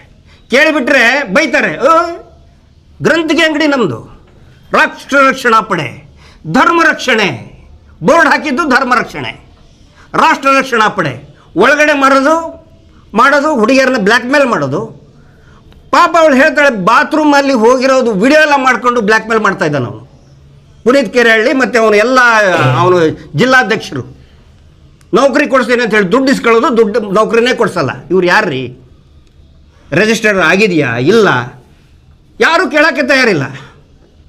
ಅದಕ್ಕೆ ನಾನು ಗೃಹ ಸಚಿವರಿಗೆ ಹೇಳ್ತಾ ಇದ್ದೀನಿ, ಇಲ್ಲಿವರೆಗೆ ಅವ್ರ ಮೇಲೆ ಯಾಕೆ ಕ್ರಮ ಕೈಗೊಂಡಿಲ್ಲ? ಈ ಚಕ್ರವರ್ತಿ ಸೂಲಿಬೆಲೆ, ಪುನೀತ್ ಕೆರೆಹಳ್ಳಿ, ರೈತರು ಮಾರ್ಕೆಟಿಗೆ ಸಂತೆಗೆ ತಗೊಂಡು ಹೋಗೋ ದನಗಳನ್ನೆಲ್ಲ ಹಿಡಿದು ಬಿಡೋದು, ನಾವು ಗೋರಕ್ಷಣೆ ಮಾಡ್ತೀವಿ ಅಂತ ಹೇಳೋದು, ವಸೂಲಿ ಮಾಡೋದು. ಹೆಸರು ರಾಷ್ಟ್ರ ರಕ್ಷಣಾ ಪಡೆ, ಧರ್ಮ ರಕ್ಷಣೆ. ಗ್ರಂಥಿಗೆ ಅಂಗಡಿ ಇಟ್ಕೊಂಡು ಒಳಗಡೆ ಮಟನ್ನು ಚಿಕನ್ನು, ಆಯ್ತಪ್ಪ, ಮಾಂಸ ಮಾಡಿದ್ರೆ ಮಾಂಸದ ಅಂಗಡಿ ಅಂತ ಹಾಕೊಳ್ಳಿ, ಮಾಂಸದ ಅಂಗಡಿ ಅಂತ ಹಾಕೊಳ್ಳಿ, ಮದ್ಯದ ಅಂಗಡಿ ಅಂತ ಹಾಕೊಳ್ಳಿ. ಅದು ಬಿಟ್ಟು ಗ್ರಂಥಿಗೆ ಅಂಗಡಿ ಅಂತ ಹಾಕ್ಕೊಂಡು ಒಳಗಡೆ ಇದನ್ನೆಲ್ಲ ಮಾಡ್ತಾ ಇದ್ದಾರೆ. ದಯವಿಟ್ಟು ಗೃಹ ಸಚಿವರು ಇದರ ವಿರುದ್ಧ ಕ್ರಮವನ್ನು ತಗೊಳ್ಳೇಬೇಕು ಅಂತ ವಿನಂತಿಯನ್ನು ನಾನು ಮಾಡ್ಕೊಳ್ತಾ ಇದ್ದೀನಿ. ಇಷ್ಟು ಇವತ್ತಿನ ಪತ್ರಿಕಾಗೋಷ್ಠಿಯ ಸಾರಾಂಶ. ತಮಗೇನಾದರೂ ಪ್ರಶ್ನೆಗಳಿದ್ದರೆ ಅದಕ್ಕೆ ಸ್ವಾಗತ ಇದೆ. ನಂಬಿಕೆ ರಚನೆ ಮಾಡಿ ಅಂತ ನೀವೇ ಹೇಳಿ ರಚನೆ ಆಗಿದೆ. ಹೌದು. ಆಮೇಲೆ ನಂಬಿಕೆ ಇಲ್ಲ ಅಂತ ನೀವೇ ಹೇಳಿದ್ರಿ. ಚಿನ್ನಯ್ಯನ ಮನೆಯಲ್ಲಿ ಅಂದ್ರೆ ಕರ್ಕೊಂಡ್ ಬಂದಿದ್ದು ನೀವೇ. ಮತ್ತೆ ಇವರು ಚಿನ್ನಯ್ಯನ ಅಂದ್ರೆ ಚಿನ್ನಯ್ಯನ ಸರ್ ಮನೆಯಲ್ಲಿ ದಲ್ಲಿಂದನೇ ಅವ್ರನ್ನ SIT ತನಿಖೆಯಲ್ಲಿ ಮಾಡ್ತಾ ಇದ್ರು. ಹೌದು. ಆ ಪ್ರಕರಣದಲ್ಲಿ ನಾನು 45 ದಿನ ಅದ್ರ ಜೊತೆ ಆದ್ರೆ ಆ ಪ್ರಕರಣದಲ್ಲಿ ಈಗ ಅವ್ರ ಸ್ಟೇಟ್ಮೆಂಟ್ ಅಲ್ಲಿ ಹೇಳಿದ್ದಾರೆ ಅವ್ರು ಇದ್ರು ಅಂತ. ಯಾರಿದ್ರು ಅಂತ? ಪ್ರಕಾಶ್ ರಾಜ್ ಇದ್ರು, ನೀವೇ ಪರಿಚಯ ಮಾಡಿಕೊಡ್ರಿ ಅಂತ ಸ್ಟೇಟ್ಮೆಂಟ್ ಅಲ್ಲಿ ಯಾವಾಗ ಹೇಳಿದ್ದಾರೆ? ಇದನ್ನ ಪ್ರಕಾಶ್ ರಾಜ್ ಸರ್ ಹೇಳಿದ್ದಾರೆ ಸರ್. ನನಗೆ ಗಿರೀಶ್ ಪಟೇಲ್ ಅವರು ಹೇಳಿದ್ರು. ಪ್ರಕಾಶ್ ರಾಜ್ ಒಬ್ಬರೇ ಅಲ್ಲ, ಯಶ್ ಅವರು ಅವಾಗಲೇ ಟ್ವೀಟ್ ಮಾಡಿದ್ದಾರೆ, ಐಶ್ವರ್ಯ ರಾಯ್ ಟ್ವೀಟ್ ಮಾಡಿದ್ದಾರೆ, ಆಮೇಲೆ ದುನಿಯಾ ವಿಜಯ್ ಹೇಳಿದ್ದಾರೆ, ಆಮೇಲೆ ಯಾರು ಅಹಿಂಸಾ ಚೇತನ್ ಹೇಳಿದ್ದಾರೆ, ಆನಂತರ ಕಿಶೋರ್ ಅವರು ಸಪೋರ್ಟ್ ಮಾಡಿದ್ದಾರೆ. ಪ್ರಕಾಶ್ ರಾಜ್ ಅವರು ಒಬ್ಬರದೇ ಹೆಸರು ಯಾಕೆ ಬಂತು ಅಂತ ನಾನು ಕೇಳೋದು. ಅವರೆಲ್ಲರೂ ನೇರವಾಗಿ ನನಗೆ ಕೆಲವೊಬ್ರು ಮಾತಾಡಿದರೆ, ಕೆಲವೊಬ್ರು ಮಾತಾಡಿಲ್ಲ. ಎಷ್ಟೋ ಜನ MP ಗಳು ಫೋನ್ ಮಾಡಿದ್ದಾರೆ ನನಗೆ, MLAಗಳು ಸೌಜನ್ಯ ಮನೆಗೆ ಬಂದು ನಮ್ಮ ಬೆಂಬಲ ಇದೆ ಅಂತ ಹೇಳಿದ್ದಾರೆ. ನಾನು ಕೇಳೋದು, ಪ್ರಕಾಶ್ ರಾಜ್ ಸರ್ದು ಇದ್ದಿದ್ದ ಹೆಸರಿದ್ದಿದ್ರೆ ಅವನು ತನಿಖೆ ನಡೀತಲ್ಲ 1.5 ತಿಂಗಳು, ಅವಾಗ ಯಾಕೆ ಹೇಳಿಲ್ಲ? ಪ್ರಕಾಶ್ ರಾಜ್ ಅವ್ರದ್ದು, ರಮಾ ನಾಗರಾಜ್ ಅವ್ರದ್ದು ತನಿಖೆ ಎಲ್ಲ ಮುಗಿದ ಮೇಲೆ ಇನ್ನೇನು ಸೌಜನ್ಯ ಪ್ರಕರಣ ದೆಹಲಿಯಲ್ಲಿ ಶುರು ಆಗುತ್ತೆ, ಆ ಟೈಮಿಗೆ ಯಾಕೆ ಬಿಡುಗಡೆ ಮಾಡಿದರು ಅಂತ ನಾನು ಕೇಳ್ತಾ ಇದ್ದೀನಿ. ಇದ್ದರೆ ನೋಡಿ, ಅವನು ಎನ್ಕ್ವೈರಿ ನಡೀತಾ ಇತ್ತಲ್ಲ ಸರ್, ನಂದು ನಡೀತಾ ಇತ್ತಲ್ಲ, ಅವಾಗ ಕೇಳಬೇಕಾಗಿತ್ತಲ್ಲ. ಇಲ್ಲ, ಅವಾಗ ಆ ಸಬ್ಜೆಕ್ಟೇ ಬಂದಿಲ್ಲ ಅಂತ ಅನೇಕ ಸೆಲೆಬ್ರಿಟಿಗಳು. ಯಶ್ ಅವ್ರು ನೋಡಿ ಹಳೆ ಟ್ವೀಟ್, ಐಶ್ವರ್ಯ ರಾಯ್ ಮಾಡಿದ್ದಾರೆ ನ್ಯಾಯ ಸಿಗಲಿ ಅಂಥೇಳಿ, ದುನಿಯಾ ವಿಜಯ್ ಅವ್ರು ಹೇಳಿದ್ದಾರೆ ಬಹಿರಂಗವಾಗಿ. ಸೊ ಅವ್ರ ಹೆಸರು ಯಾಕೆ ತಗೊಂಡು ಬಂದರು ಅಂತ. ಆನಂತರ ತಾವು ಹೇಳಿದ್ರಿ ಚಿನ್ನಯ್ಯ ಅವ್ರನ್ನ ನಾ ಕರ್ಕೊಂಡು ಬಂದಿಲ್ಲ, ಚಿನ್ನಯ್ಯನ ನಾ ಕರ್ಕೊಂಡು ಬಂದಿಲ್ಲ, ಅವನೇ ಆಗೇ ಬಂದಿದ್ದು. ಅವ್ರು ನಮಗೆ ಹೇಳಿದ್ರು, ಅವರ ಸ್ಟೇಟ್ಮೆಂಟ್ ನ್ಯಾಯಾಧೀಶರ ಮೇಲೆ ಹೇಳೋ ಸಂದರ್ಭದಲ್ಲಿ ಅವರೇ ಸ್ವತಃ ಹೇಳಿದ್ರು. ಇಲ್ಲ ನಿಮ್ಮ ಕಡೆ ಎಲ್ಲಿ ಸಿಗ್ತದೆ? 164 ಸ್ಟೇಟ್ಮೆಂಟಲ್ಲಿ ನಂದು ಹೆಸರು ಹೇಳಿಲ್ಲ. ಆ ದೊಡ್ಡ ಲಿಸ್ಟ್ ಇದೆಯಲ್ಲ ಧರ್ಮಸ್ಥಳದ್ದು, ಅವ್ರದ್ದು ಹೆಸರಿದೆ 164ಅಲ್ಲಿ. ಹಿ ಇಸ್ ದ ಕಂಪ್ಲೇನೆಂಟ್, ನಮ್ದು ಹೆಸರಿಲ್ಲ ಸರ್ ಅದರಲ್ಲಿ. 164 ಓಪನ್ ಮಾಡಲಿ, ಈಗ ನಾನು ಅದೇ ವೇಟ್ ಮಾಡ್ತಾ ಇದ್ದೀನಿ. ಸರ್ಟಿಫೈಡ್ ಕಾಪಿ ಕೊಡಲಿ, 164 ಸ್ಟೇಟ್ಮೆಂಟ್ ಕೊಡಲಿ, ಅವಾಗ ಹೇಳ್ತೇನೆ. 28 ಜನರ ಹೆಸರು ಹೇಳಿದ್ದಾನೆ, ಎಲ್ಲ ದೊಡ್ಡವ್ರ ಹೆಸರು ತಗೊಂಡಿದ್ದಾನೆ.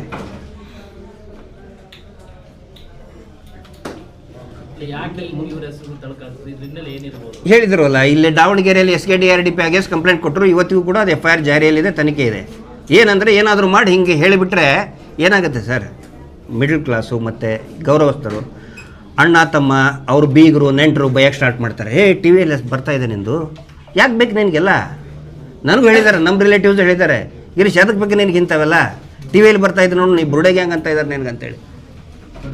ಅಷ್ಟು ಬುರುಡೆ ಸಿಕ್ವಲ್ಲ ಸರ್. ಈಗ ಮತ್ತೆ ನಮ್ಮಿಂತ್ರ ಅದು ಅಷ್ಟು ಬುರುಡೆ ಪಾಪ ಅವ್ರಿಗೆ ಅವ್ರ ರಿಲೇಟಿವ್ ಸಿಕ್ತಲ್ಲ, ನಮ್ಗೆ ಬಹುಮಾನ ಕೊಡ್ಬೇಕು ಈಗ ಆ್ಯಕ್ಚುಲಿ.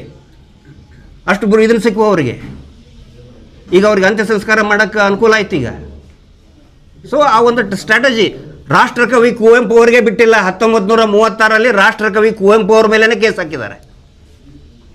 ಆ ಕಾನೂರು ಸುಬ್ಬಮ್ಮ ಹೆಗ್ಗಡತಿಯಲ್ಲಿ ಧರ್ಮಸ್ಥಳ ಹಂತಲ್ಲಿ ದೌರ್ಜನ್ಯ ಆಗ್ತಾ ಇದೆ ಅಂದಿದ್ದಕ್ಕೆ ಕುವೆಂಪು ಅವ್ರ ಮೇಲೇ ಕೇಸ್ ಹಾಕಿದ್ದಾರೆ. ಇನ್ನು ನಾವು ಯಾವ ಲೆಕ್ಕ ಸರ್? ಬಿಡಬೇಕು ಸರ್. ನಾನು ಅದನ್ನೇ ಕೇಳ್ತಾ ಇದ್ದೆ, ದಯವಿಟ್ಟು ತಾವು ಕೂಡ ಕೇಳಿ ಅವರಿಗೆ. ಖಂಡಿತ ಒತ್ತಡ ಇದೆ, ಯಾಕಂತ ಹೇಳಿದ್ರೆ 22 ವರ್ಷದ ಹುಡುಗ ಸಾಯ್ತಾನೆ ಅಂತ ಹೇಳಿದ್ರೆ definitely it is a matter of related to organ trafficking. ಮಾಡಲಿ ತನಿಖೆ. ಯಾಕಂತ ಹೇಳಿದ್ರೆ ಈ RTI ಕೊಟ್ಟಿದ್ದಾರೆ ಸೆಕ್ಷನ್ 84ನಲ್ಲಿ ನಮ್ಗೆ ಕೊಡೋಕ್ಕಾಗೋದಿಲ್ಲ. ಸೆಕ್ಷನ್ 84ನಲ್ಲಿ ಅಂತ ಹೇಳಿದ್ರೆ ತನಿಖೆ ನಡೆಯಬೇಕಾದ್ರೆ ಇನ್ನೂ ತನಿಖೆ ನಡೀತಾ ಇದೆ. ಆನಂತರ ಥರ್ಡ್ ಪಾರ್ಟಿ ಡಿಸ್ಕ್ಲೋಜರ್ ಮಾಡಬಾರ್ದು. ಥರ್ಡ್ ಪಾರ್ಟಿ ಅಂದರೆ ಯಾರು? ಸೊ ಅವೆಲ್ಲ ಇದೆ. So let us wait. CM ಅವ್ರಿಗೆ ನಾನು ಮನವಿ ಮಾಡ್ತಾ ಇದ್ದೀನಿ. ಒಂದನೇದ್ದು, ಸೌಜನ್ಯ ಪ್ರಕರಣದಲ್ಲಿ ಮಾನ್ಯ ಸುಪ್ರೀಂ ಕೋರ್ಟ್ ಹೇಳಿದೆ SITಯನ್ನು ರಚನೆ ಮಾಡಿ. ಲಿಖಿತ ಆದೇಶ ಬರೋದಕ್ಕೆ ಮುಂದಿನ ವಾರ ಬರ್ತದೆ. ಹೋಮ್ ಮಿನಿಸ್ಟರ್ ಇರ್ಬೋದು, ಮಾನ್ಯ CM ಅವರು ಇರ್ಬೋದು, ದಯವಿಟ್ಟು ಒಂದು SITಯನ್ನು ರಚನೆ ಮಾಡಿ, ಸೌಜನ್ಯಳಿಗೆ ನ್ಯಾಯ ಸಿಗಬೇಕು. ಎರಡನೇದಾಗಿ ಈ ವರದಿಗಳ ಏನು ಕೊಟ್ಟಿದ್ದಾರಲ್ಲ ಅವುಗಳನ್ನು ಬಹಿರಂಗ ಮಾಡಿ. ನಮಗೆ ಗೊತ್ತಿರೋ ಮಾಹಿತಿ ಪ್ರಕಾರ SIT ಫರ್ದರ್ ಇನ್ವೆಸ್ಟಿಗೇಷನ್ ಕೇಳಿದೆ. It is not the end. Banglegudde it is a place of anti social activities. ದಯವಿಟ್ಟು ಇದನ್ನು ಬರೆದಿಟ್ಕೊಳ್ಳಿ, ನೋಟ್ ಮಾಡ್ಕೊಳ್ಳಿ. ಇದೇ ಶಬ್ದವನ್ನೇ ಬಳಸಿದ್ದಾರೆ. ಬಂಗ್ಲೆಗುಡ್ಡೆ, ಧರ್ಮಸ್ಥಳದಲ್ಲಿರ್ತಕ್ಕಂತಹ Banglegudde it is a place of anti social activities.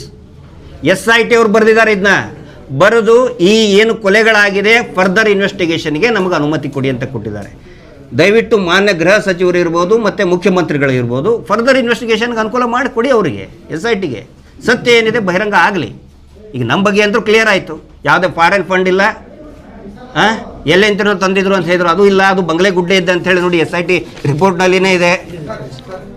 SIT ವರದಿ ಅಲ್ಲ, ಒಂದು ನಿಮಿಷ SIT ವರದಲ್ಲಿ ಅಲ್ಲಿನೇ ಇದೆ, ಬಂಗ್ಲೆಗುಡ್ಡೆ ಅಂತಲೇ ಆ ಬುರುಡೆ ಬಂದಿದ್ದು.